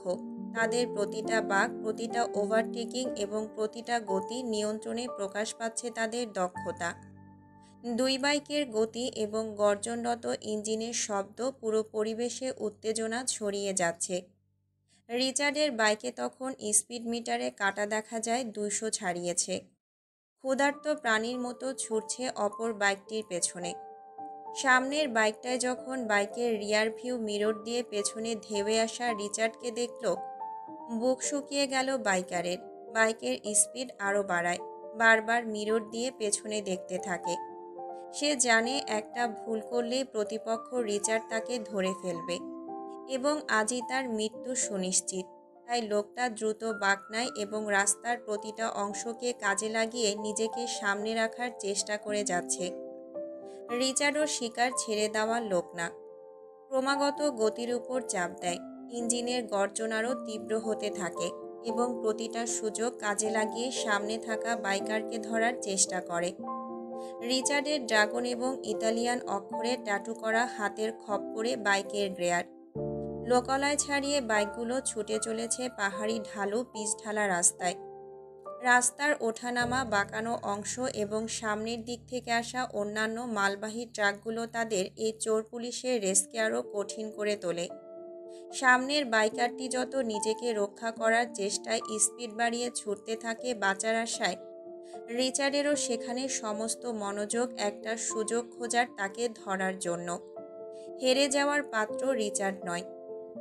নিজের শিকারকে পাতাল থেকে হলেও খুঁজে বের করে এনে নৃশংস মৃত্যু উপহার দেবে। হাইলি মডিফাইড বাইক হওয়ায় ট্যাঙ্কির ওপর ঝুঁকে চালাতে হচ্ছে, যার ফলে বাতাসের সকল ঝাপটা বুকের মধ্যে পড়ছে। বাতাসের তোড়ে রিচার্ডের শার্টের উপরের কয়েকটি বোতাম ছিঁড়ে যায় এবং কলারের দুই পাশের অংশ বারবার এলোমেলোভাবে উড়ে ঝাপটে বাড়ি খাচ্ছে প্রশস্ত বুকে। আক্রমণাত্মকভাবে ছুটে চলল এই লুকে খুবই আকর্ষণীয় লাগছে গ্যাংস্টার বসকে। ঝুঁকিপূর্ণ পাহাড়ি রাস্তায় বারবার পেছন ফেরার জন্য হঠাৎই নিয়ন্ত্রণ হারিয়ে সামনের বাইকটি খাদের নিচে পড়ে যায়। খাদের কিনারায় গিয়ে জোরে ব্রেক কষে রিচার্ড। স্পিড হাই থাকায় হঠাৎ ব্রেক কষায় বাইকের পেছনের চাকা উপরে উঠে যায়। রিচার্ড খুবই দক্ষতার সাথে তা সামলে নেয়। মাথা থেকে হেলমেট খুলে মাথা ঝাঁকিয়ে এলোমেলো চুলগুলো কপাল থেকে সরিয়ে নিল। একটু সামনে এগিয়ে গিয়ে খাদের দিকে তাকালে দেখতে পায় লোকটি এখনো নিচে পড়েনি। একটা ছোট পাথরের নিথর দেহ ঝুলে আছে। পাথরের সরু অংশ পেট ছিঁড়ে ভেতরে ঢুকে গল গল করে রক্তপাত হচ্ছে। মাথায় হেলমেট থাকার কারণে অব্যয় অস্পষ্ট এখনো। রিচার্ড লোকটার নিথর দেহের দিকে তাকিয়ে ঠোঁট এলিয়ে হেসে চলে আসলো। মাথায় হেলমেট দিয়ে বাইক স্টার্ট দেয় আবারও।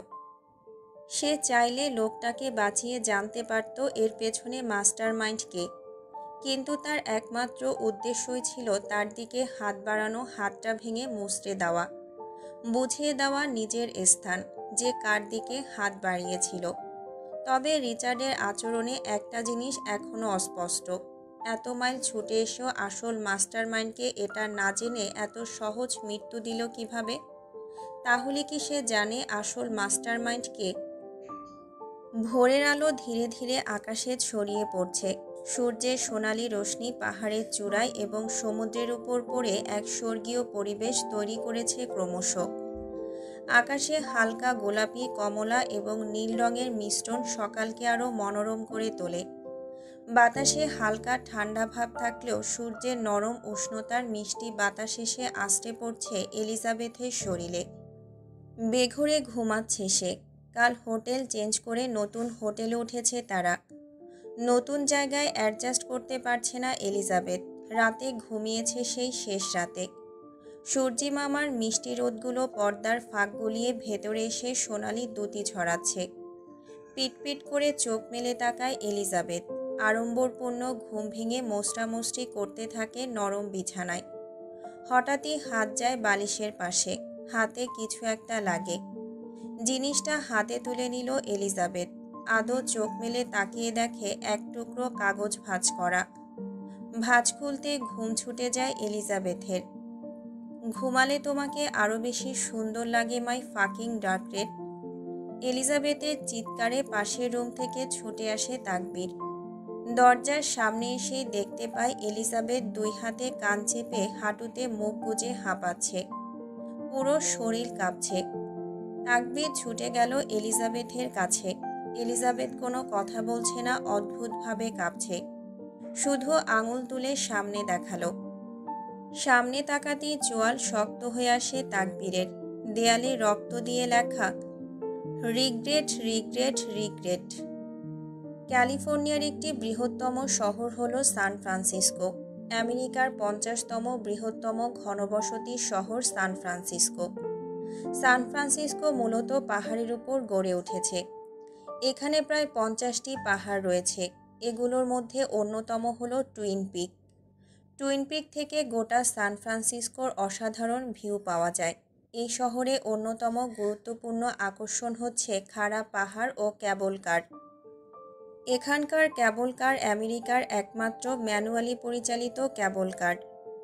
এই ক্যাবল কারকে আমেরিকার জাতীয় ঐতিহাসিক মনুমেন্ট হিসেবে ধরা হয়, যা পৃথিবীর একমাত্র চলমান মনুমেন্ট। ক্যাবল কারের ভেতর একটা কাচের জানালা, যা দিয়ে বাইরে তাকালে পাহাড়ের উপরে নীলচে সবুজ মেঘের চাদর, নিচের ছোট্ট গ্রামগুলো আর কিছু দূরের ঘন সবুজ বনাঞ্চল দেখা যাচ্ছে। ক্যাবল কারটি আস্তে আস্তে উপরের দিকে উঠছে। এই ভ্রমণের মুহূর্তগুলো শূন্য দৃষ্টিতে তাকিয়ে দেখছে এলিজাবেথ। শূন্য দৃষ্টিতেও রয়েছে এক ধরনের মুগ্ধতা, যেন তার চারপাশের প্রকৃতির সৌন্দর্য মনের গভীরে গেঁথে যাচ্ছে। দীর্ঘ ৮ বছরের বন্দি জীবন পেরিয়ে এসে এখনও নিজেকে এত মুক্তমনা হিসেবে ধাতস্থ করতে পারছে না এলিজাবেথ। এখনও মনে হচ্ছে এগুলো ভোররাতের সেই স্বপ্নগুলো, যা ফজরের আজানে ঘুম ভাঙার সাথে সাথে লাপাত্তা হয়ে যেত। এলিজাবেথের পরনে লম্বা হালকা ফ্লোরাল প্রিন্টের স্কার্ট, যা হাওয়ায় হালকা দুলছে। তার সাথে রয়েছে উষ্ণতাজনক একটা সোয়েটার। ব্রাউন কালারের সোয়েটার এলিজাবেথের তুলতুলে নরম তনুতে একদম মিশে রয়েছে।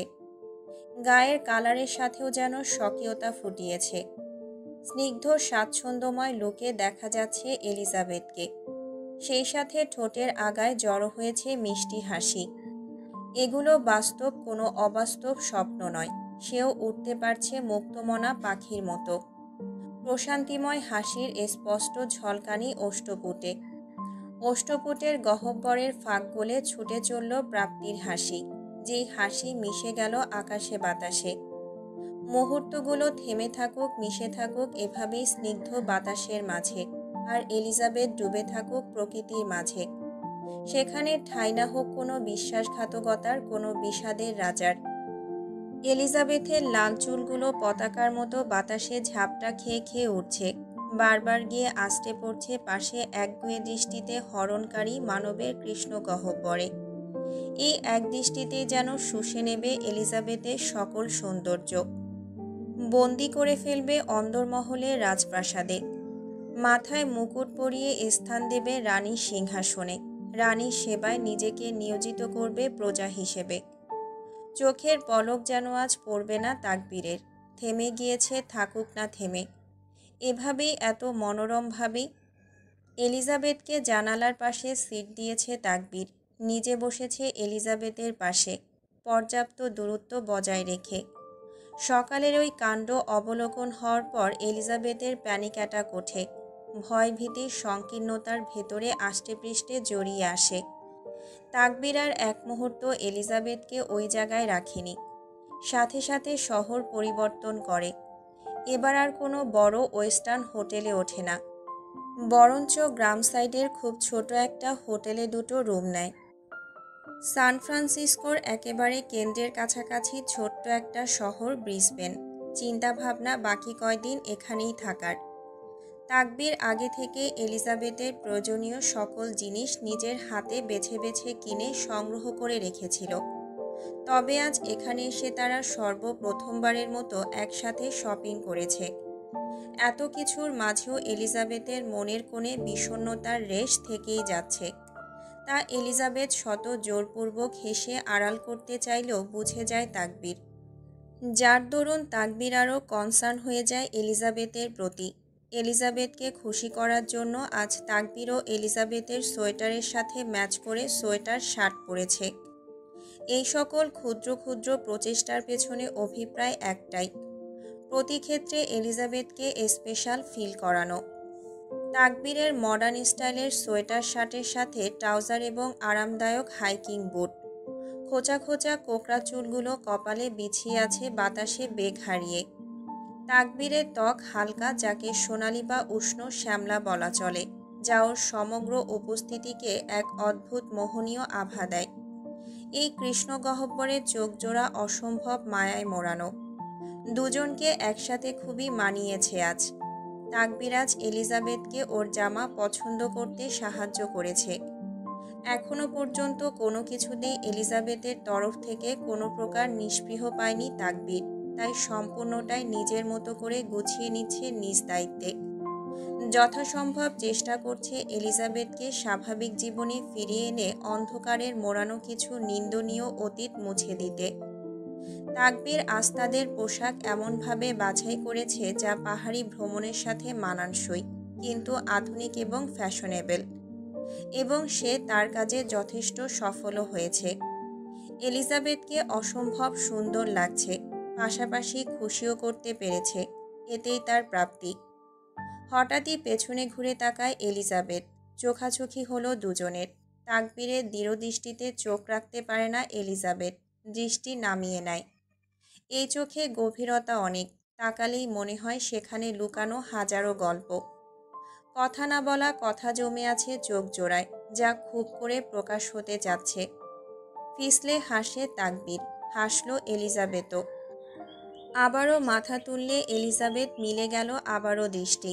একে অপরকে উষ্ণ হাসি উপহার দিল। আপনার ঠোঁট দুটো সরু, কিন্তু এমনভাবে বাঁকা যেন মনে হয় শুধু মৃদু হাসতে পারেন, আর সেই হাসিতে লুকিয়ে থাকে অপার কোমলতা। তখনও মন্ত্রমুগ্ধের মতো তাকিয়েছিল তাকবীর। এলিজাবেথের কথায় চোখের পলক ফেলে, ভ্রুজোড়া কিঞ্চিত কুঁচকিয়ে বলল, তাই? উৎসুকভাবে উপর নিচ মাথা নাড়ালো এলিজাবেথ। এ ছোট একটুখানি কনসার্নেস তাকবীরের তৃষ্ণার্ত হৃদয়ে এক টুকরো আহারের যোগান দিল। হালকা দাড়িযুক্ত গাল প্রসারিত করে হাসল তাকবীর, একদম 24 কপাটি দাঁত বের করে। হেসে বলল, আমি এভাবেও হাসতে পারি, তবে এভাবে শুধু তোমার জন্যই হাসি। ছোট ছোট চোখ করে তাকায় এলিজাবেথ। কেন কেন? তাকবীরের বিলম্বহীন জবাব, এর উৎস যে তুমি। গাম্ভীর্যহীন কোমল এবং আন্তরিকতা মেশানো কণ্ঠে আর সুগভীর নিকোষ কালো মায়াবী চোখ জোড়ায় গভীর চাহনিতে এবার কিছুটা লজ্জা পেল বটে এলিজাবেথ। তাকবীরের এহেন কণ্ঠে মনে এক কোমল আবেশ ছুঁয়ে দেয়। এলিজাবেথকে বেশিক্ষণ লজ্জায় থাকতে দিল না তাকবীর। বন্ধু হবে? এলিজাবেথ এবার পূর্ণ দৃষ্টি দিল তাকবীরের কৃষ্ণ গহ্বরে। নেত্রদয়ে চকচকে কৌতূহল লেপ্টে আছে। হাসল তাকবীর অমায়িক হাসি। জড়তাবিহীন গলায় সবিনয় আওড়ালো, চলো আমরা আগে বন্ধু হই। স্বামী স্ত্রীর সম্পর্কের চেয়ে বন্ধুত্বের সম্পর্কই আরও বেশি মূল্যবান, কারণ ভালো বন্ধুই একজন আরেকজনকে গভীরভাবে বুঝতে শেখায়। তাই আমাদের আগে বন্ধুর মতো করে একে অপরকে জানার বোঝার সুযোগ নিতে হবে। বন্ধুত্বের মধ্যে দিয়ে সম্পর্কের মধ্যে এমন এক দৃঢ়তা আসবে যা পরস্পরকে আরও কাছাকাছি নিয়ে আসবে, একে অপরকে আরও গভীরভাবে বুঝতে সহায়ক হবে। আমাদের এই বন্ধুত্বই হবে আমাদের সম্পর্কের ভিত্তি, যা সময়ের সঙ্গে আরও শক্তিশালী হয়ে উঠবে। হবে আমার বন্ধু এলোকেশী। চেয়ে থাকলো এলিজাবেথ গাঢ় দৃষ্টিতে, ভিজে আসছে চোখ। দুই পাশে মাথা নাড়িয়ে আগাম সংকেত দিল তাকবীর। ঠোঁট কামড়ে কান্না আটকানোর চেষ্টা করল এলিজাবেথ। চোখ মুখের অবস্থা দেখে মনে হচ্ছে শোকে মূর্ছা যাচ্ছে। চোখে পানি সমেত হাসল এলিজাবেথ। ফ্যাসফ্যাসে আওয়াজে বলল, আপনি আমায় এত কেন বোঝেন? জবাব দেয় না তাকবীর। নিমেষহীন তাকিয়ে থাকে তার বোকা রানীর দিকে, যে একটু কিছু হলেই ভ্যাবা করে কান্না শুরু করে দেয়। নিজেকে ধাতস্থ করে এলিজাবেথ। অতঃপর বলল, ধন্যবাদ আমাকে সহজ হবার সুযোগ করে দেওয়ার জন্য। পরপর থেমে নিজের পেলব হাত বাড়িয়ে দিল তাকবীরের অভিমুখে, দিয়ে বলল, বেস্ট ফ্রেন্ড হবেন আমার, যেখানে সম্পর্কের ভিত্তি হবে নিঃশর্ত বিশ্বাস আর সন্দেহ থাকবে দূরে। ক্লান্ত পথিকের মতো যখন পথের মাঝে বসে পড়ব, তখন কি আপনি নির্ভরতার সেই শক্ত হাত বাড়িয়ে দেবেন? বিপদে বিশ্বাসী হাত হিসেবে সবার আগে আপনার হাত এগিয়ে আসবে, যেখানে অনুমতির প্রয়োজন হবে না স্পর্শ করার জন্য। ভালো মানুষটা কি হবে আমার বেস্ট ফ্রেন্ড, যে বন্ধুত্বের প্রতি মুহূর্তে মনে করিয়ে দেবে, হ্যাঁ, এটাই আমার বেস্ট ফ্রেন্ড, যে আমার পাশে আছে নিঃশর্তে নিঃস্বার্থে অনন্ত ভরসায়। তাকবীর আবিষিত দৃষ্টিতে তাকিয়ে থাকলো দীর্ঘক্ষণ এলিজাবেথের পানে। এমন কথা এলিজাবেথের কাছ থেকে সে মোটেও আশা করেনি এত দ্রুত। সন্ধি ফিরতে এক মুহূর্ত আর ব্যয় করল না তাকবীর। মিলিয়ে দিল দুই হাতের বাঁধন। ঠোঁট প্রসারিত করে হাসল দুজনেই। হঠাৎ তাকবীর পেছন থেকে একটা বক্স বের করে সামনে ছোট টেবিলের উপর রাখল। এলিজাবেথ একবার বক্সটার দিকে তাকাচ্ছে, আবার তাকাচ্ছে তাকবীরের দিকে। তাকবীর এবার এলিজাবেথের কুঁচকানো ভ্রুদয় দেখে ঠোঁট কামড়ে হাসল। বন্ধুত্বের সূচনা হিসেবে আমার তরফ থেকে ছোটখাটো একটা তোফা। কিন্তু কোনো কিন্তু না, জাস্ট ওপেন ইট। মৃদু ধমক মিশ্রিত কণ্ঠে উপায়ন্তর না পেয়ে বক্সটির উপরের অংশ সরালো। লাল গোলাপের অজস্র পাপড়ি দেখে অতর্কিত আধার নামল তার মুখে। নিচু স্বরে প্রত্যুত্তর করল, লাল গোলাপ আমার পছন্দ নয়। খানিকটা অবাক হলো তাকবীর। তার জানা মতে এলিজাবেথের ফুল খুবই পছন্দ, বিশেষ করে লাল গোলাপ। কিন্তু তোমার তো ওটা আগে ছিল। সব সময় যে মানুষের পছন্দ এক থাকে তেমনটা কোথাও লেখা নেই। তাকবীর বুঝল না হঠাৎ এলিজাবেথের অযাচিত রাগের কারণ, তবে ঘাটল না আর। প্রসঙ্গ পাল্টে বলল, আচ্ছা সরি, নেক্সট টাইম আর এমনটা হবে না। এবার এটার ভেতরে দেখো কি আছে। এলিজাবেথ কোনো বাক্য ছাড়া পাপড়ির ভেতর হাত রাখল। হাতে আর একটা বক্সের মতো কিছু অনুভূত হলো। বস্তুটা পাপড়ির ভেতর থেকে বাইরে বের করে আনতে চোখ ছানা বড়া হয়ে যায় এলিজাবেথের। তাকবীর চোখের ইশারায় বলল বক্সটিকে আনবক্সিং করতে। এলিজাবেথ বোকার মতো তাই করল। চোখ জুড়ানো বিস্ময়তা। বক্সের ভেতর থেকে বেরিয়ে এলো একটা আইফোনের latest version, iPhone 16 pro max. এলিজাবেথের কপালে সূক্ষ্ম ভাঁজ। এটা কার? কার হাতে এটা? আমার। তাহলে তোমারই? এটা তো মনে হচ্ছে খুব দামি, তবুও তোমার কাছে নস্যি। এভাবে মাথায় তুলবেন না আমায়। তুলিনি তো, মাঝে মাঝে খুব খুশকি হয়, তাই বুকের মধ্যে নেওয়ার চেষ্টা করছি। ওখানে রক্তক্ষরণ ছাড়া আর তেমন কোনো প্রতিকূলতা নেই। বলেই ঠোঁটে ঠোঁট চেপে হাসল তাকবীর। এলিজাবেথ স্তব্ধ। তা দেখে তাকবীর আবারও বলতে শুরু করল, তুমি আমার পোষা পাখি, তবে সম্পূর্ণ মুক্ত। আকাশ জুড়ে ইচ্ছে মতো ডানা মেলে উড়ে বেড়াবে অতিথি পাখির মতো, তবুও দিনের শেষে ফিরবে আমারই নীড়ে, ভালোবাসার আঙিনায়। এলিজাবেথের ভেজা দৃষ্টি, ভেজা গলা।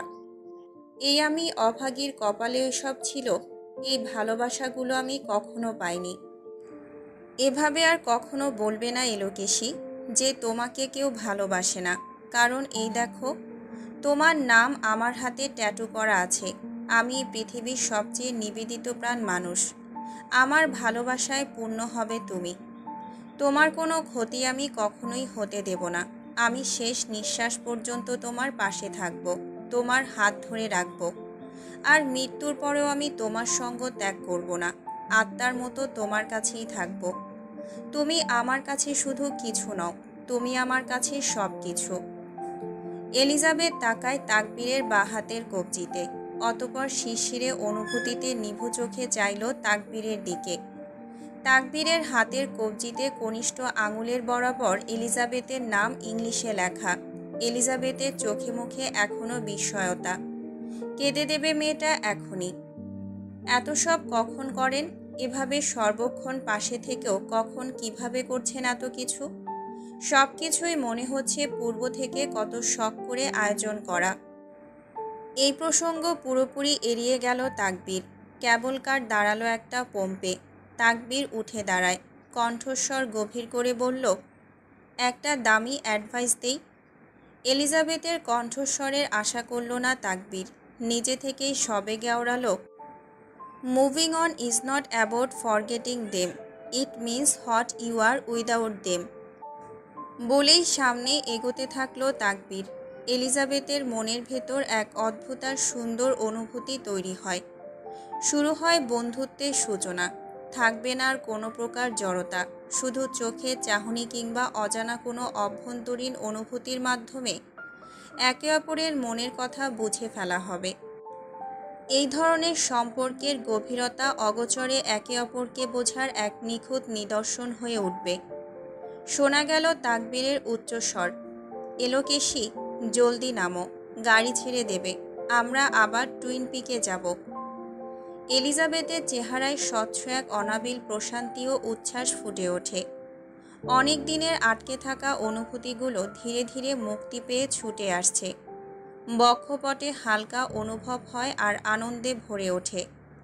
চারপাশের সব কিছু সুন্দর ও উজ্জ্বল লাগতে শুরু করে। উৎফুল্ল গলায় চেঁচিয়ে বলল, আসছি ভালো মানুষ। I think it's time for you to retire ন্যাসো। ঠোঁট কামড়ে নিঃশ্বাস আটকে চোখ বন্ধ করে রাখে ন্যাসো, নতদৃষ্টি নিবিষ্ট। পাশে চুপসানো মুখে দাঁড়িয়ে আছে লুকাস। আপাতত আলাদিন বা তার দলবল কেউই এখানে নেই। গা ছমছমে পরিবেশ, নিস্তব্ধতা বিরাজ করছে সম্পূর্ণ কক্ষ জুড়ে। Sorry boss. হাতে থাকা ওয়াইনের গ্লাস ছুঁড়ে মারে রিচার্ড। ঝনঝন শব্দে ভেঙে চুরমার হলো, ছড়িয়ে ছিটিয়ে পড়ল মেঝেতে। রিচার্ডের কপালের পাশে রগগুলো ফুলে ফেপে উঠেছে। তিরতির করে বাড়তে থাকে কর্ধ। ঝাঁঝালো কণ্ঠে চেঁচালো, ধ্যান কোথায় থাকে তোমার?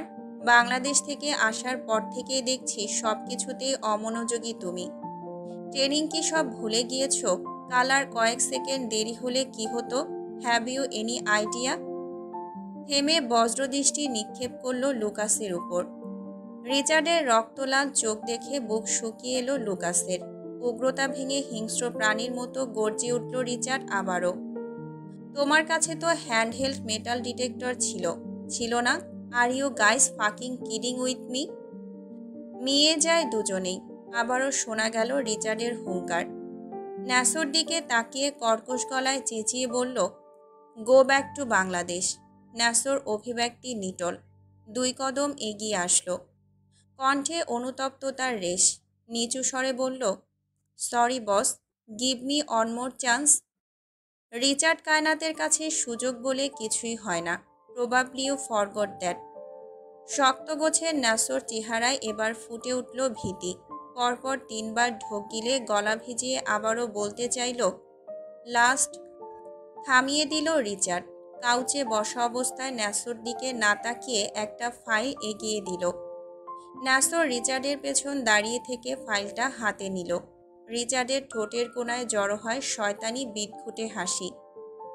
সন্ধ্যায় ফ্লাইট। কাজ হয়ে যাবে বস, গো। তাৎক্ষণিক বেরিয়ে যায় ন্যাসো। লুকাস ন্যাসোর দিকে তাকিয়ে চোখ টিপে কাজের জন্য বেস্ট অফ লাক জানালো। বিশাল আকৃতির পেন্ট হাউসে এখন শুধু তারা দুজন। লুকাসের ফোন ক্রমাগত রিং হচ্ছে। তপ্ত শ্বাস ফেলে ফোন নিয়ে রিচার্ডের নিকট এগিয়ে আসলো লুকাস। মলিন স্বরে আওড়ালো, বস, ফাদার। সহজ ভঙ্গিতেই ফোন হাতে নিল রিচার্ড। লুকাস অবাক হলো কিছুটা। ভেবেছিল বারংবারের মতো এবারও কল তুলবে না। স্পিকারে দিল রিচার্ড, হাতে জ্বলন্ত সিগারেট। ওপাশ থেকে শোনা যায় একজন মধ্যবয়স্ক লোকের ভারী কি কর্কশ কণ্ঠস্বর, যা রিচার্ডের গুরুগম্ভীর ভারী স্বরকেও ছাড়িয়ে যায়।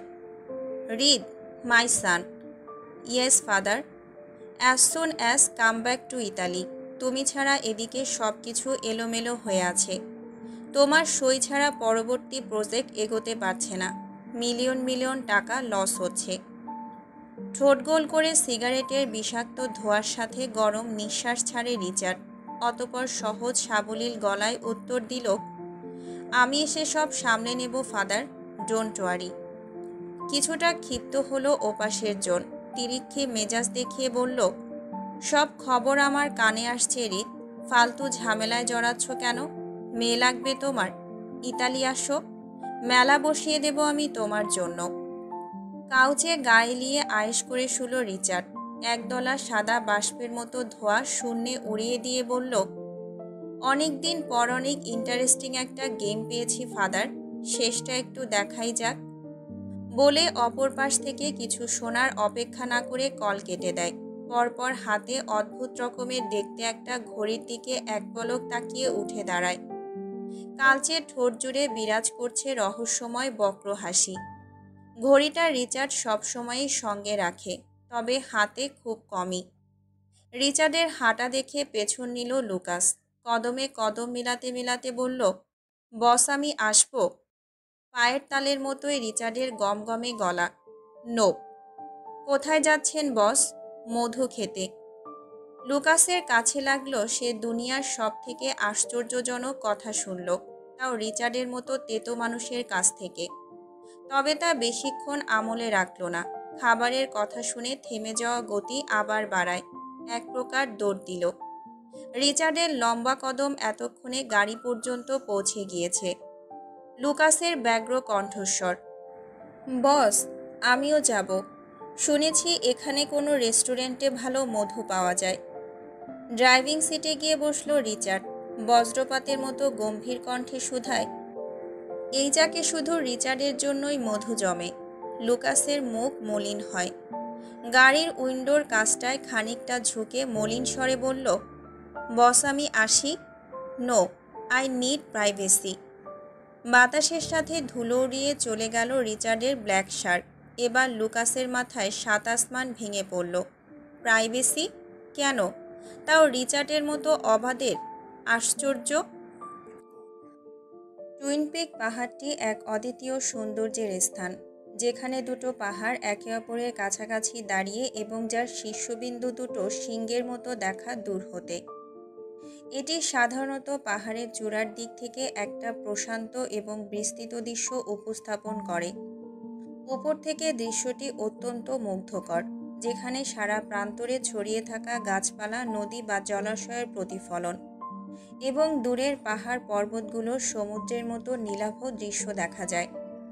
পাহাড়ের শীর্ষ থেকে সূর্যোদয় বা সূর্যাস্তের সময় আকাশের পরিবর্তিত রং এবং পাহাড়ের আবহাওয়ার পরিবর্তন এক অনন্য দৃশ্য তৈরি করে, যা প্রকৃতি প্রেমিকদের জন্য এক অভূতপূর্ব অভিজ্ঞতা। এলিজাবেথ জিদ ধরে পাহাড়ের চূড়োয় দাঁড়িয়ে থেকে সূর্যাস্ত দেখবে।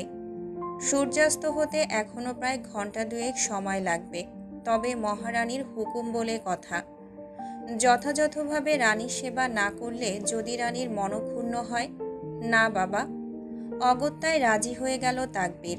এলিজাবেথকে দ্বিতীয়বার উচ্চারণও করতে হয়নি। তো একটু হাঁটা যাক এলোকেশি, সন্ধ্যা হতে মেলা দেরি এখনো। এলিজাবেথ মাথার সানহ্যাট ঠিকঠাক করতে করতে তাকবীরের কৃষ্ণগহ্বরে তাকালো। রোদের উত্তাপে উজ্জ্বল বর্ণের অব্যয়ে লালচে আভা দেখা দিয়েছে। দৃষ্টিসীমানার ভেতর কোনো বাড়িঘর নেই, শুধু বড় বড় পাহাড়ের টিলা। উপর থেকে নিচে তাকালে গলা শুকিয়ে আসে এলিজাবেথের। শুকনো ঢোক গিলে দৃষ্টি দিল তাকবীরের উপর। অতঃপর বলল, নিচের দিক দিয়ে হাঁটি, ওই দিকটায় ভয় লাগছে। পা পিছলে পড়তে পারলে আমি একদম চাঁদে চলে যাব। ফিক করে হেসে দিল তাকবীর। ওষ্ঠপ্রুটে চঞ্চল প্রাণখোলা হাসি। এলিজাবেথের কপাল কুঁচকানো দেখে যথাসম্ভব হাসি চেপে নিল তাকবীর, তবুও একেবারে সফল হয়নি। ঠোঁট কামড়ে হাসে, সাথে শরীর ঝাঁকুনি দিচ্ছে অল্প স্বল্প হাসি চেপে রাখার কারণে। চাঁদ উপরে এলোকেশি, নিচে না। জিভ কাটল এলিজাবেথ তাৎক্ষণিক। তড়িঘড়ি করে নিজের ভুল সংশোধন করে নিল। বলল, হ্যাঁ হ্যাঁ, ওটাই। ঠোঁট কামড়ে ভ্রু গুছিয়ে চেয়ে দেখল তাকবীর তার এলোকেশিকে। একটু হেনস্থা করার জন্য আবারও কথার মধ্যে প্যাঁচ ধরল। বলল, কোনটা? এলিজাবেথের নিরুদ্বেগ ভাব, নিরুদ্বেগ জবাব, একটা হলেই হলো। এমন সব বাচ্চা সুলভ আচরণে আটকা পড়েছিল ৩১-এর এক প্রাপ্তবয়স্ক পুরুষ ১৬-র এক লাস্যময়ী তরুণীর প্রেমে। তাকবীর শুধু চেয়ে দেখে কিভাবে তার ভালোবাসা ক্ষুদ্র ক্ষুদ্র অনুভূতিকে কেন্দ্র করে পাহাড় সমান গড়ে উঠেছে। দিনকে দিন সে তলিয়ে যাচ্ছে অগাধ ভালোবাসার অতলে। তারই নিগুড় অনুভূতির পেছনে একটাই উদ্দেশ্য, এই মেয়েটিকে ভালো রাখা এবং নিজের পাশে রাখা, এতে নিজেরই ভালো থাকা। রোদের তৎপরতা খুবই বেশি, শরীর থেকে ঘাম চুইয়ে চুইয়ে পড়ছে। এক ফালি বাতাসের উপস্থিতিও টের পাওয়া দেয়। হঠাৎ গলা শুকিয়ে তুমুল কাশি ওঠে এলিজাবেথের। ঝুঁকে দুই হাতে হাঁটুতে ভর দিয়ে কাশতে থাকে। অস্থির হয়ে ওঠে তাকবীর। এলোকেশি, ঠিক আছো? চোখ ঝাঁপিয়ে জল গড়িয়ে পড়তে থাকে। এলিজাবেথ হাঁপাতে হাঁপাতে বলল, পানি। তাকবীরের চিন্তিত অব্যয়ে আধার নেমে আসলো। ঢালু পাহাড়ে গাড়ি নিয়ে আসা সম্ভব নয়। গাড়ি নিচে যাতায়াত সড়কের এক কোণে রেখে এসেছে তাকবীর। দূরত্ব মোটামুটি। এ অবস্থায় এলিজাবেথকে নিয়ে যাওয়া সম্ভব নয়। আশেপাশে কোনো মানব বসতিও নেই যে সাহায্যের জন্য যাবে কারোর কাছে। এই খোলা বিস্তৃত পাহাড়ে এখন পানি পাবে কোথায়? ওদিকে ক্রমাগত এলিজাবেথের কাশির তোড় বাড়তে থাকে। ধীরে ধীরে তাকবীরের রক্তাভ চেহারার বর্ণ পরিবর্তন হতে থাকে। দিশাহীন হয়ে এদিক সেদিক তাকাতে থাকলো। হঠাৎ চোখ যায় কিছু দূর দূরেই একটা কাঠের বেঞ্চি রয়েছে। জায়গাটা সমতল। তাকবীর এলিজাবেথকে ধরে বেঞ্চিতে বসালো। ধাতস্থ গলায় আশ্বাস দিল, এলোকেশি, একটু অপেক্ষা করো পাখি। আমি যাব আর আসব। নড়বে না একদম এখান থেকে। টইটুম্বুর চোখে এলিজাবেথ তাকালো তাকবীরের পানে। শ্যামলা মুখে উদ্বিগ্নতায় আধার নেমে এসেছে। নীরব মাথা নাড়ালো শুধু। তাকবীরও একই ভঙ্গিতে মাথা নাড়িয়ে সড়কের দিকে ছুটল। এলিজাবেথ যথাসম্ভব ঢোক গিলে গলা ভিজিয়ে কাশি থামানোর চেষ্টা করল। হঠাৎই অতর্কিত আক্রমণে বুক শুকিয়ে এলো এলিজাবেথের। কয়েক সেকেন্ডের মধ্যেই ঘটে যায় ঘটনাটি। শুধু অনুভব করছিল কেউ হ্যাচকা টান দিয়ে তাকে শূন্যে তুলে নেয়।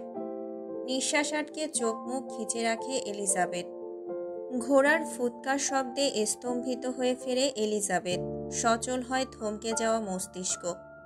নাকের ডগায় বাড়ি খেতে থাকে পরিচিত সেই পারফিউমের স্মেল। গতি হারায় হৃদয় স্পন্দন। এই বুঝি বুক ফেটে যাবে। পর্যাপ্ত অক্সিজেন থাকা সত্ত্বেও শ্বাস নিতে পারে না এলিজাবেথ। দম আটকে আসছে।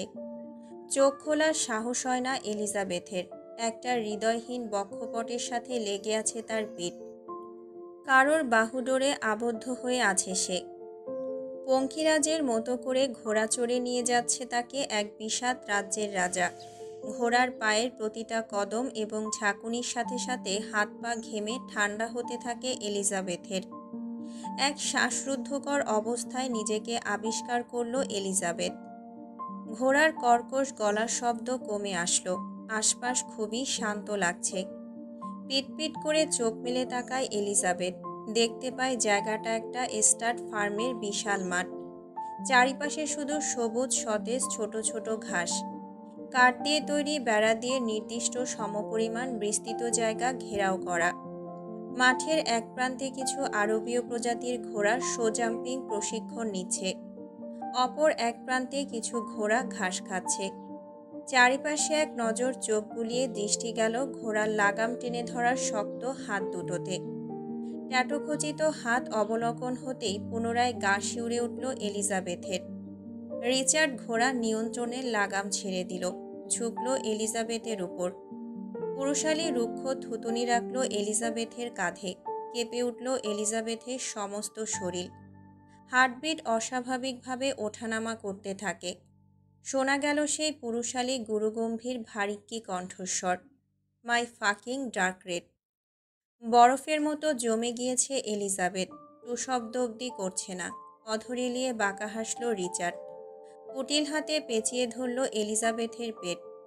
জুবুথুবু করে কাঁপতে থাকে এলিজাবেথের শরীর। ঘৃণায় গা শিউরে ওঠে। নিজেকে শক্ত করে এলিজাবেথ দাঁতে দাঁত পিষে বলল, এই নোংরা হাতে আমাকে ছোবেন না। দয়া করে ছোবেন না আমাকে। আমার সকল পাপের মধ্যে তুমি সর্বাধিক প্রিয়। উগ্র বৈশিষ্ট্যসম্পন্ন মানুষের এহের নিকটে ঠান্ডা স্বরে ভয় বাড়তে থাকে এলিজাবেথের মনে। ভিজে যায় চোখের পাতা, কাঁপে গলা।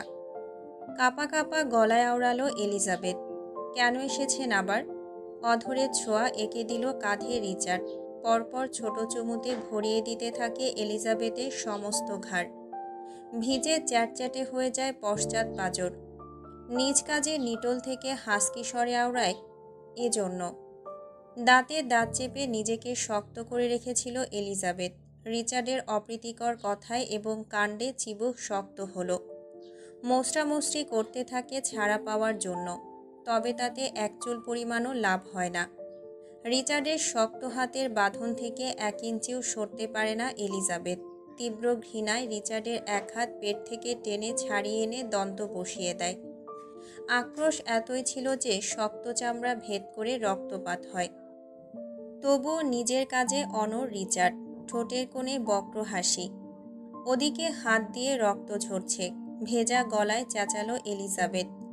কণ্ঠনালী ছিঁড়ে বেরিয়ে এলো ভেতরের সকল আক্রোশ।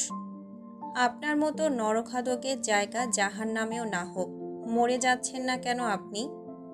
কাঁধ থেকে মুখ তুলল রিচার্ড। কর্ধে মটমট করা ধারালো চোয়ালে আজ নেই কোনো হিংস্রতার ছাপ। অভিব্যক্তি অত্যন্ত স্বাভাবিক, ঠোঁটে রহস্যময় বাঁকা হাসি। এলিজাবেথের কথার পারদে ক্ষিপ্ততা না দেখিয়ে বরং গম্ভীর গলায় জবাব দিল, মরে গেলেই কি সমাপ্তি? Some dead rose still carry fragrance. I am one of them. তাচ্ছিল্যের স্বরে হাসল এলিজাবেথ দাঁত এলিয়ে। রুষ্ট গলায় শুধালো, some broken hearts still carry love. এবার কণ্ঠস্বর পাল্টায়।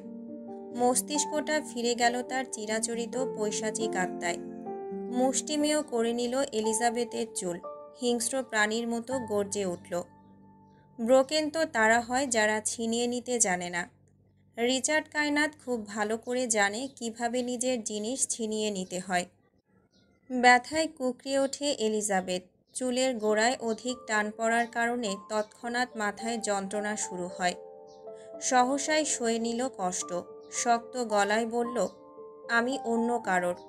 কখনোই আমাকে আপনি ছিনিয়ে নিতে পারবেন না, শুধু আমাকে কষ্টই দিতে পারবেন। আরও শক্ত করে টেনে ধরল রিচার্ড এলিজাবেথের চুলের মুঠি।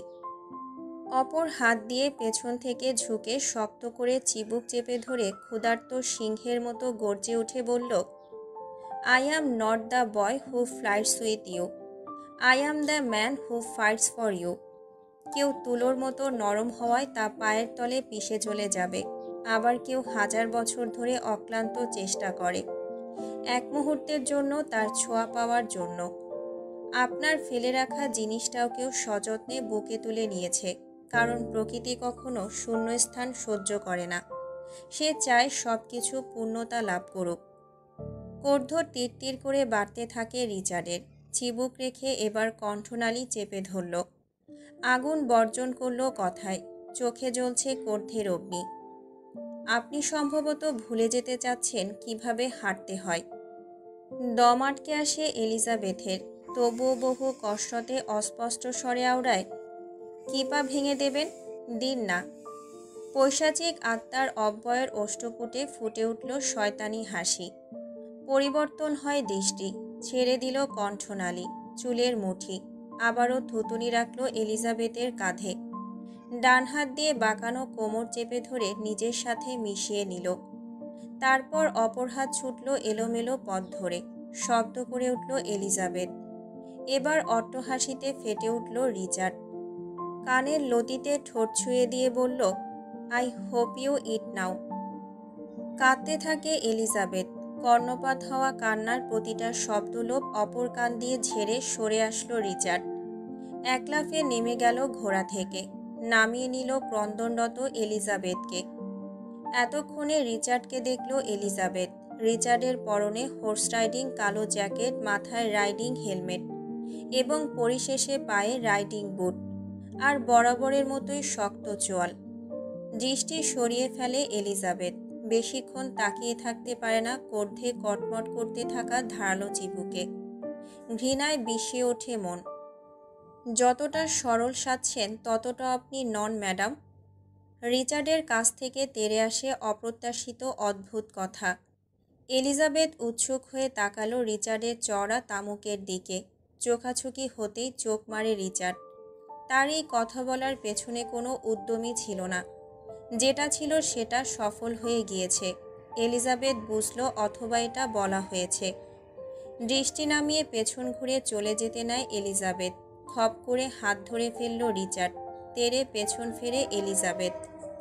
রিচার্ড কিছু বলতে যাবে তখনই ভেসে আসে পুরুষালী ভারী কণ্ঠস্বর, if you talk to my wife you die. ভয়ে গুটিয়ে গেল এলিজাবেথ। ধ্বংসযজ্ঞের আগাম সংকেত পেয়ে যায়। সৃষ্টিকর্তার কাছে প্রার্থনা করতে থাকে আর কিছু খারাপ না হোক। ভাবনার মধ্যেই অপর হাতে টান অনুভব করল এলিজাবেথ। তাকবীরের শক্ত খসখসে হাতের বাঁধনে এলিজাবেথের হাত। রিচার্ড ঠোঁট এলিয়ে হেসে ঘাড় বাঁকা করে তাকালো তাকবীরের দিকে। এলিজাবেথের হাত দুই প্রান্তে দুজন আঁকড়ে ধরে রেখেছে। এলিজাবেথ একবার তাকবীরের কৃষ্ণগহ্বরে তাকায়, যেখানে এখন নেই কোনো প্রকার হিমশীতল হাওয়া। আগুনের লেলিহান দাউ দাউ করে জ্বলছে তাকবীরের চোখে। এলিজাবেথ আবার তাকালো রিচার্ডের দিকে। রিচার্ডের সমুদ্রনীল চোখ দুটোতে ঘনীভূত হচ্ছে আগ্নেয়গিরির অগ্ন্যুৎপাত। দুজনের মধ্যে কিছুক্ষণ নীরব যুদ্ধ চলল। হঠাৎই ঠোঁট কামড়ে হাসল রিচার্ড, হেসে ছেড়ে দিল এলিজাবেথের হাত। এলিজাবেথ দ্রুত সরে গিয়ে দাঁড়ায় তাকবীরের নিকট। তাকবীর এলিজাবেথের সামনে দাঁড়িয়ে সম্পূর্ণ আড়াল করে দিল ওকে। এলোকেশি, গাড়িতে গিয়ে বসো। তাকবীরের এহেন বজ্রপাতের মতো গম্ভীর শব্দে চমকালো এলিজাবেথ, তবে আর দাঁড়ায় না এক মুহূর্ত। ফার্মের গেটে তাকবীরের গাড়ি দেখা যায়। এলিজাবেথ দৌড়ে গেল গাড়ির অভিমুখে।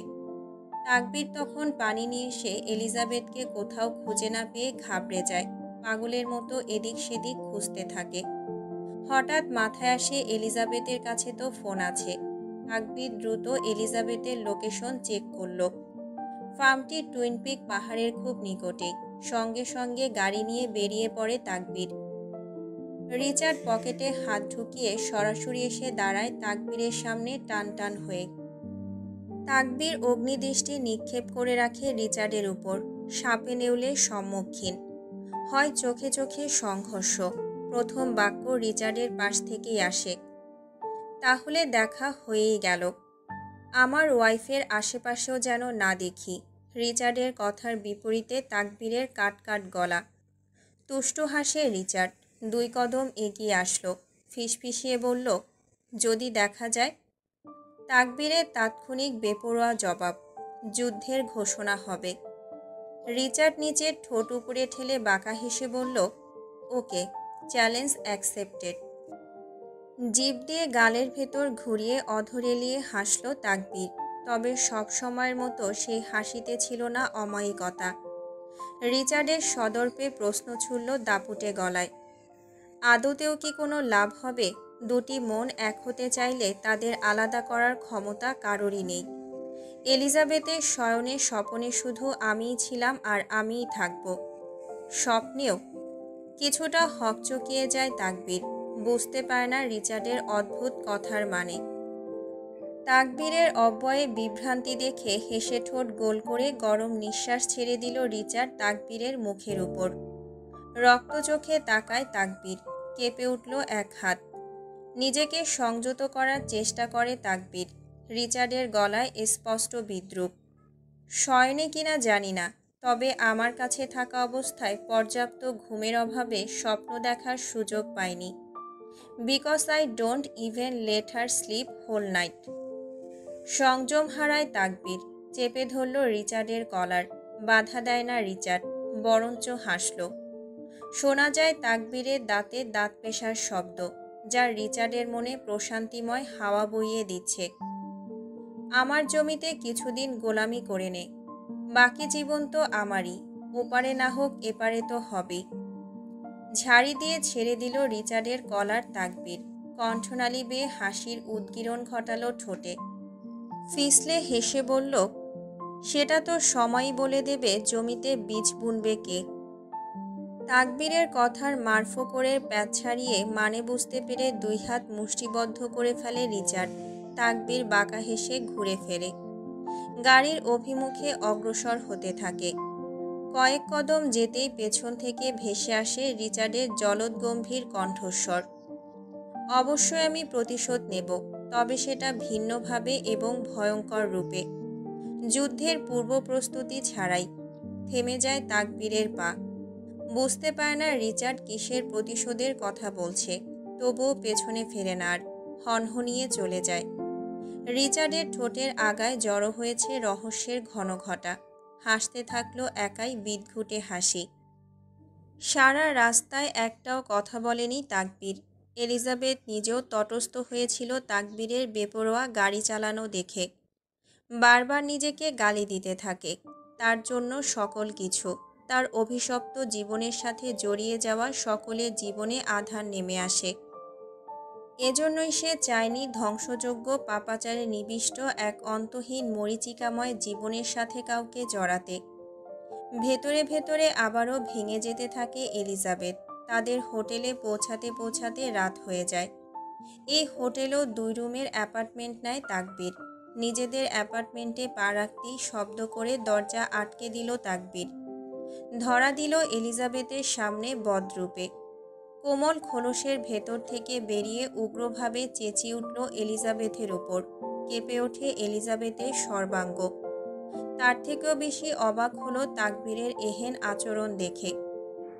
হাত থেকে ফোনটি পায়ের উপর পড়ে গেল। দাঁতে দাঁত চেপে ব্যথা সহ্য করে নেয় এলিজাবেথ। অবিশ্বাস্য নজরে অনড়ভাবে চেয়ে থাকে তাকবীরের পানে, যাকে এখন হিংস্র জন্তুর মতো লাগছে। কৃষ্ণগহ্বরে ফুটে ওঠে কর্ধের পাহাড়। চেহারা আচ্ছাদিত নমনীয়তার অন্তরালে থাকা এই কঠোরতার সোজা গিয়ে বিচ্ছে বক্ষপটে এলিজাবেথের। নিষ্পলক দ্বিধাহীন নজরে তাকিয়ে থাকলো এলিজাবেথ। তীব্র রাগে ফুলদানি মেঝেতে ছুঁড়ে মারে তাকবীর। যথাসম্ভব চেষ্টা করছে নিজের কর্ধ দমিয়ে রাখতে। তার কথা দ্বারা যেন আঘাতপ্রাপ্ত না হয় তার শখের এলোকেশি। তবুও শেষ রক্ষে আর হলো না। সোজা তর্জনী তুলে তেড়ে আসলো এলিজাবেথের সম্মুখে। কাট গলায় বলল, you forget you are my wife, not his, not anyone else. I don't give a fuck how handsome he is. You are mine and nobody touches what's mine. Understand? ওর থেকে দূরে থাকবে। নিজের কর্ধের কবল থেকে এলিজাবেথকে বাঁচানোর জন্য হনহনিয়ে অ্যাপার্টমেন্ট থেকে বেরিয়ে যায় তাকবীর। এলিজাবেথ তখনও একদৃষ্টিতে তাকিয়েছিল ভাঙা কাচের টুকরোগুলোর দিকে। চোখে জমে থাকা জলের বাঁধ ছেড়ে দিয়ে তপ্ত শ্বাস ফেলে এলিজাবেথ। অতঃপর ভাঙা কাচের টুকরোগুলো পরিষ্কার করে ফেলল। সে আবার আহামরি কি যে সবাই তার সাথে সবসময় ভালো আচরণ করবে? তার জীবন সংগ্রামী তো এমন। এলিজাবেথ কষ্ট পায়নি, একটুও না। সে মানিয়ে নিয়েছে নিজেকে এমন তুচ্ছ-তাচ্ছিল্যের সাথে। রাত তখন 11টা। তাকবীর তখনও ফেরেনি।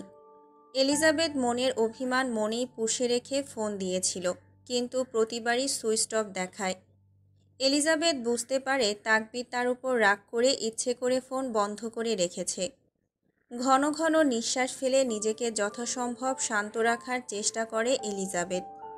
আজ অনেক দিন পর নিজের জীবনের অমীমাংসিত হিসেব মেলাতে শুরু করে আবার।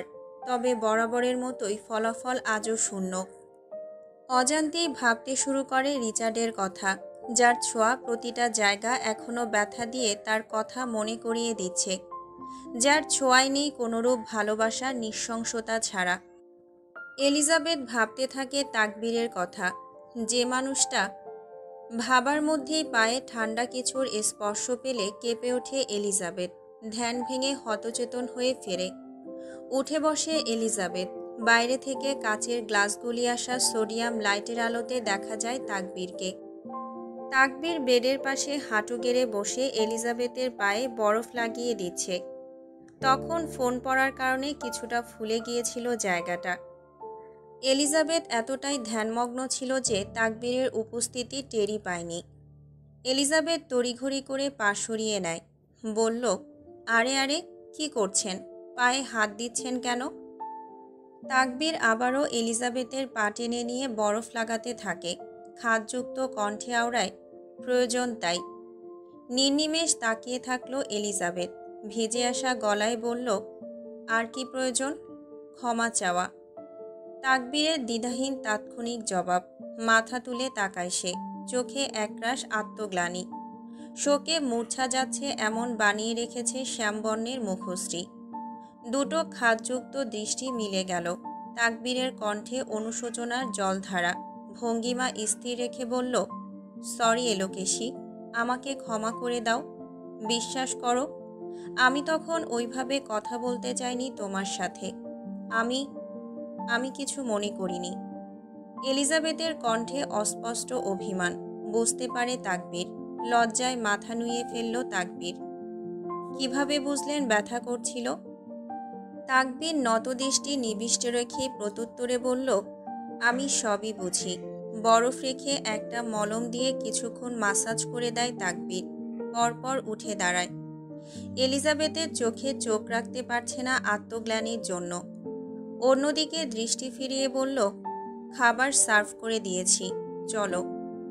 কথা বাড়াতে চাইল না এলিজাবেথ।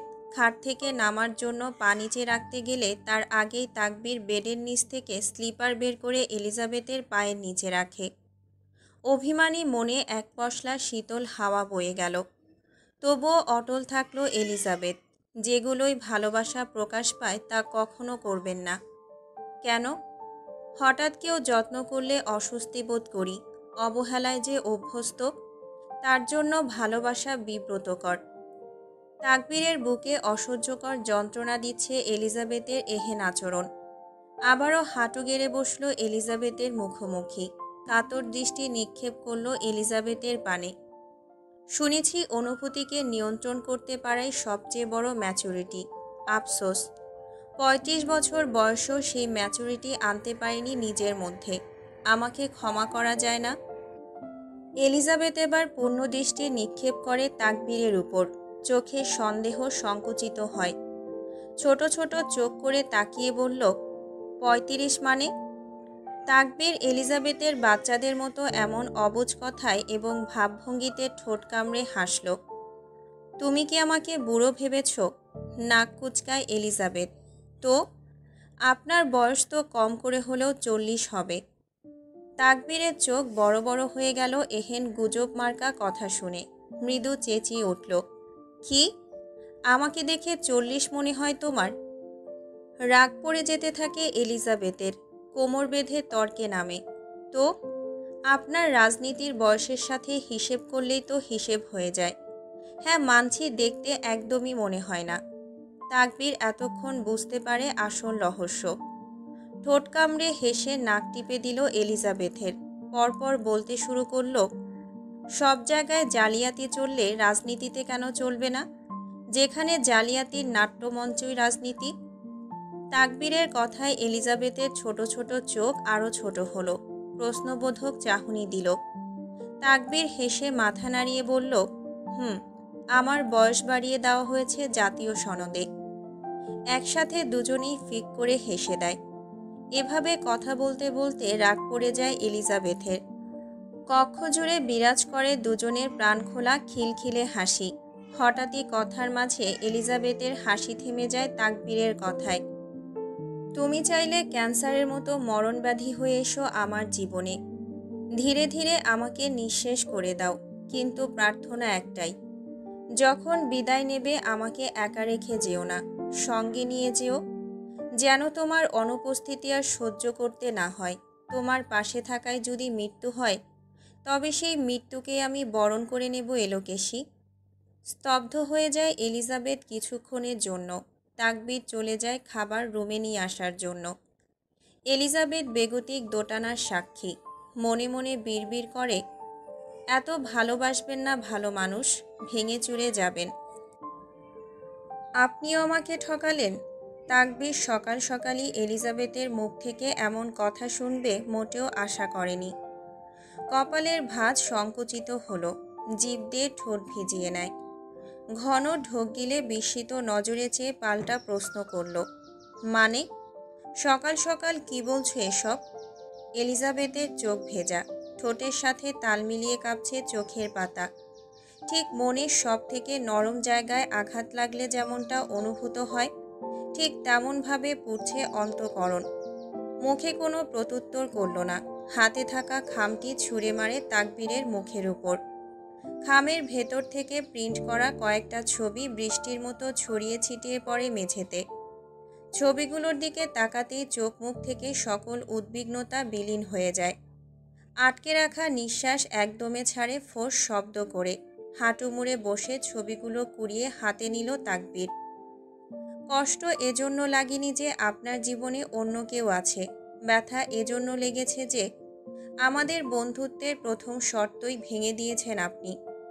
আমরা কথা দিয়েছিলাম কেউ কারোর কাছে কিছু লুকাবো না। আপনি কথা রাখেননি ভালো মানুষ।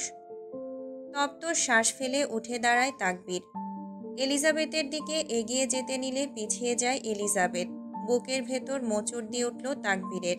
রক্তশূন্য হয়ে যায় কৃষ্ণ গহ্বর। ঠোঁট ফাঁক করে কিছু বলার আগেই শোনা যায় এলিজাবেথের কান্নায় জর্জরিত কণ্ঠস্বর। যারা হৃদয়ে থাকে তাদের আঘাতই হৃদয় ভেঙে দেয়। তবে কি হৃদয়ে ঠাঁই পেয়েছিলাম, নইলে আঘাত এত গভীর হলো কেন?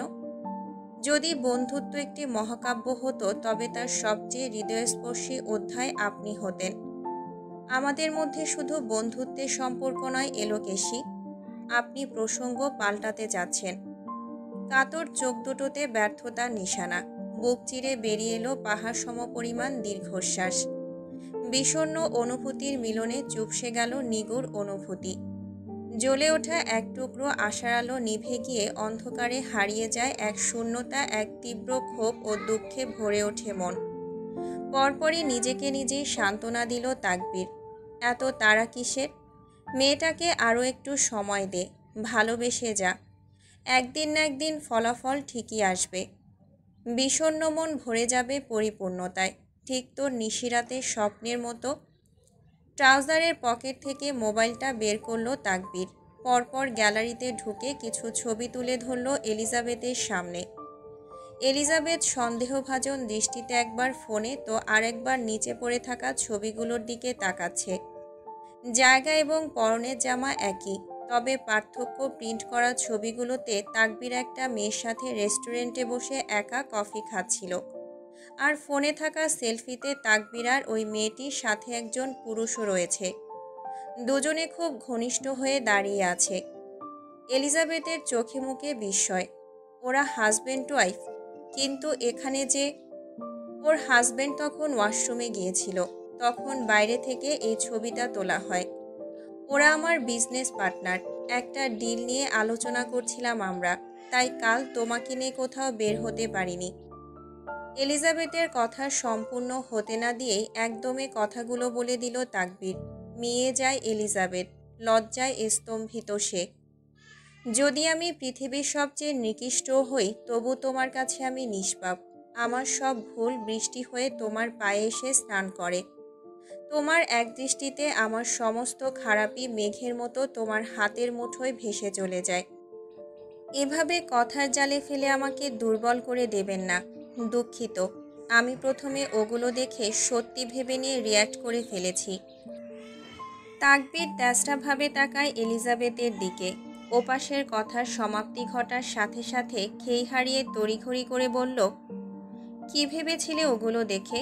তোমার থেকে আমাকে কেউ আলাদা করে ফেলছে? তাকবীরের স্বরে উত্তেজনা, দৃষ্টি নিবিড়, জানার আগ্রহবোধ অসীম। এলিজাবেথ দৃষ্টি নিক্ষেপ করল তাকবীরের কাতর চোখ দুটোতে, ম্লান হাসল।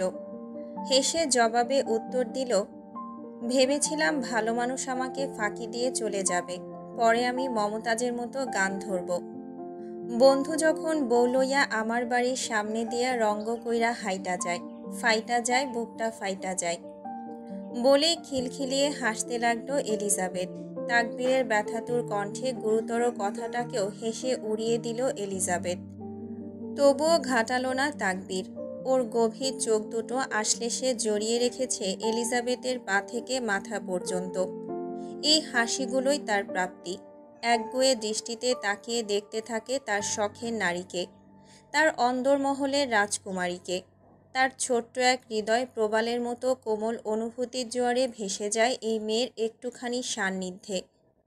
হঠাৎই বুকের ভেতর খুব চাপ অনুভব করে তাকবীর। আপন মনে বিড়বিড় করে, যখন ওই রূপের স্মরণ ঘটে চোখের সামনে ভেসে আসে নিজের ধ্বংসের নীরব প্রতিচ্ছবি। তখনও মন্ত্রমুগ্ধের মতো তাকিয়েছিল তাকবীর। অজানা কারণে চোখ ভিজে আসে তাকবীরের, কাঁপতে থাকে গলা। থেমে যায় এলিজাবেথের হাসির ঝলকানি তাকবীরের ব্যথাতুর কণ্ঠে। তুমি যদি চলে যাও, এই অন্তরের শূন্যতাকে আমি কি দিয়ে পূর্ণ করব এলোকেশী? ভেতরে ভেতরে আমি যে নিঃশেষিত নির্জন। তুমি ছাড়া আমি কতটা অসহায় তা তুমি জানো মেঘ। যদি তুমি চাও আমি রাজনীতির মোহ ছেড়ে দেব, ফিরে গিয়েই সব কিছুর ইতি টানব। তবুও প্লিজ আমাকে ছেড়ে যেও না। আমি তোমার কাছে কোনো অধিকার দাবি করছি না, শুধু পাশে থাকতে চাই, ভালোবাসতে না পারলেও আমার সাথেই থেকো। ভুলে যাও সমস্ত কালো অতীত, যা ছিল কেবল মরীচিকার মতো ক্ষণস্থায়ী। তুমি আছো বলে এই জীবন পূর্ণ, তুমি না থাকলে আমি শুধুই শূন্য। এলিজাবেথ বুঝতে পারে না আকস্মিক তাকবীরের এই কথাগুলো বলার কারণ। এলিজাবেথ এগিয়ে যায় তাকবীরের নিকট। ভেতরে অনুশোচনা ধরে নেয় তখনের আচরণের জন্য বোধহয় কষ্ট পেয়ে এগুলো বলছে তাকবীর। খারাপ লাগতে শুরু হয় এলিজাবেথের। কাপা হাতে হাত রাখল তাকবীরের বাহুতে। তাকবীর খপ করে দুই হাতের আঁচলায় চেপে ধরে এলিজাবেথের হাত। কেঁপে ওঠে এলিজাবেথ তাকবীরের এহেন আচরণে। ক্ষীণস্বরে বলল তাকবীর, যদিও জীবন আমাকে বহু শ্রেষ্ঠ বিকল্পের দিকে ধাবিত করতে পারে, তবু আমি সেদিকে এক পলকও তাকাবো না। কারণ আমি তুমি লোভী খুব। তোমার ভালোবাসায় ডুবে যেতে চাই। তোমাকে পাওয়ার যে অমোঘ আকাঙ্ক্ষা আমার হৃদয়ে পুঞ্জীভূত, তা ভাষায় ফুটিয়ে তোলা আমার পক্ষে সম্ভব নয়। তুমি আমার কাছে শুধু জীবনই নও, মৃত্যুরও বিকল্প এলোকেশী। থেমে ঘন শ্বাস ফেলে আবারও বলল, ভেতরে ভেতরে আমি খুবই একা এলোকেশী। প্লিজ আমাকে ছেড়ে যেও না, শূন্যে হারিয়ে যাব। কথাগুলো শেষ করে এক প্রকার হাঁপাতে থাকে তাকবীর। চোখের জল গড়িয়ে পড়ার আগেই ঘাড় ঘুরিয়ে মুছে নেয়। পুরুষ মানুষ কাঁদে, তবে কখনো কারোর সামনে তা প্রকাশ করতে স্বাচ্ছন্দ্য বোধ করে না। শত কষ্ট ভেতরে চাপা রেখে নিজেদের শক্ত খোলসে আবদ্ধ করে রাখে, কারণ তারা পুরুষ মানুষ। এই সমাজে পুরুষ মানুষদের কষ্টের ঠাঁই নেই। এলিজাবেথের গলাও ভিজে আসে। অপর হাত রাখল তাকবীরের হাতের উপর।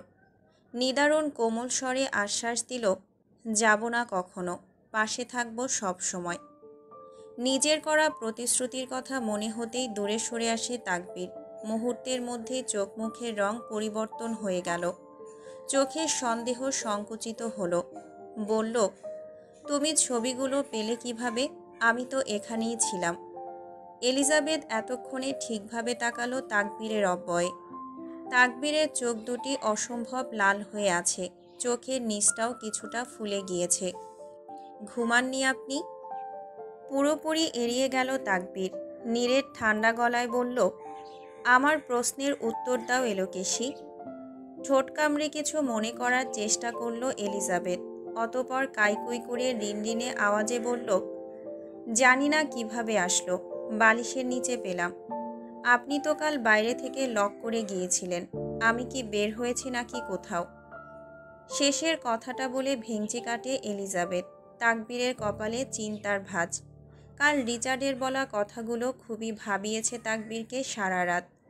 এলিজাবেথের সেফটির কথা ভেবে তাকবীর বাইরে থেকে দরজা লক করে যায়।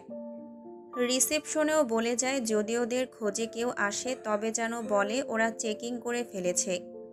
হঠাৎ করে কিছু মনে হলো তাকবীরের। পরপর চিরায়ত গম্ভীর গলায় এলিজাবেথকে প্রশ্ন করল, আমি ঘুমেছিলাম তখন কোনো হোটেল স্টাফ এসেছিল?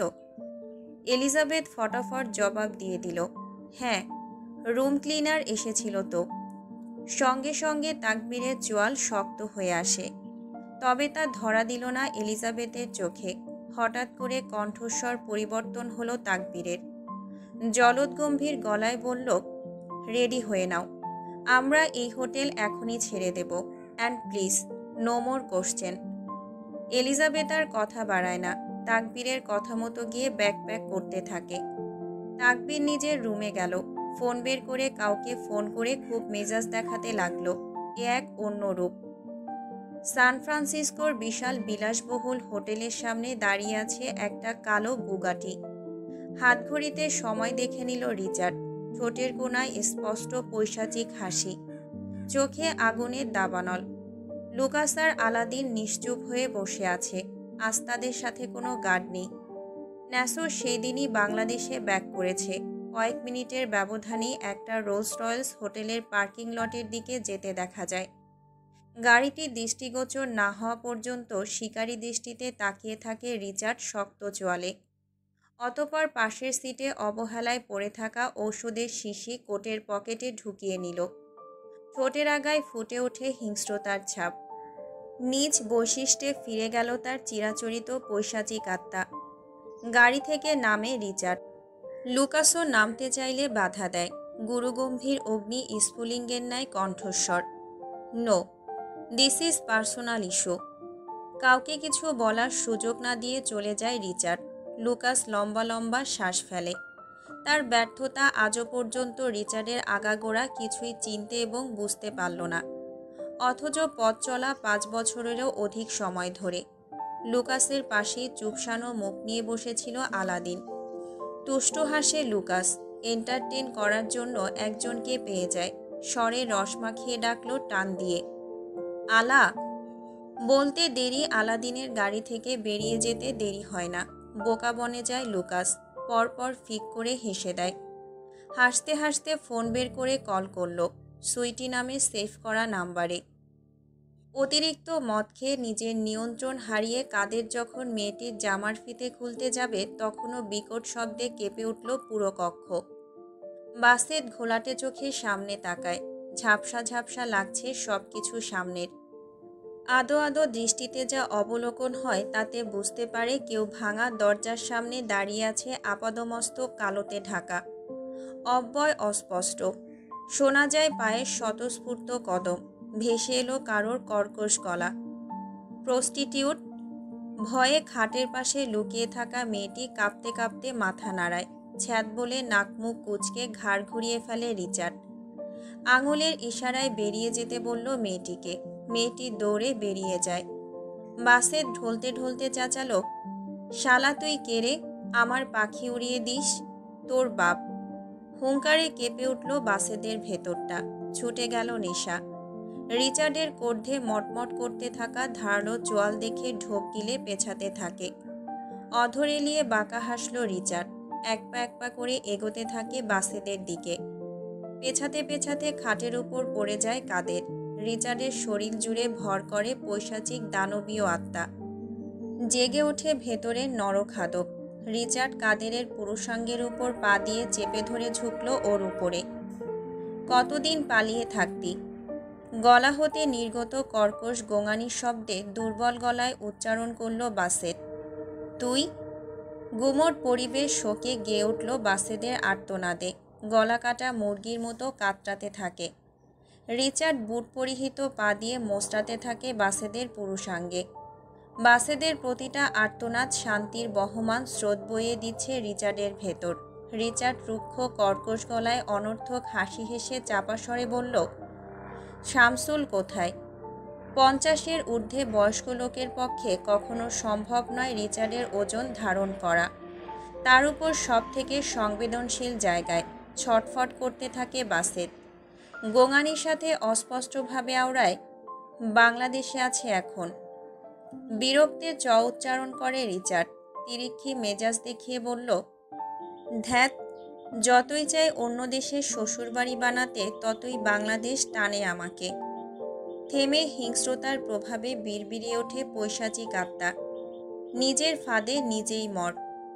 কোটের ভেতর থেকে শিশিটা বের করে বাসেদের চিবুক শক্ত হাতে চেপে ধরে ফাঁক করে মুখের ভেতর ঢুকিয়ে দিল শিশির ভেতরের বিষাক্ত ঔষধ। মুহূর্তেই মুখ দিয়ে সাদা ফেনা বের হতে থাকে। খিঁচুনি উঠে ছটফট করতে থাকে বাসেদ। হঠাৎ করেই শান্ত হয়ে লুটিয়ে পড়ে নিস্তেজ দেহটা। তৃপ্তির হাসি দিল রিচার্ড। পরপর বাসেদের মুখের উপর একদলা থুতু মেরে হনহনিয়ে বেরিয়ে যায় রিচার্ড। বুক চিরে বেরিয়ে এলো এক প্রশান্তিময় দীর্ঘশ্বাস।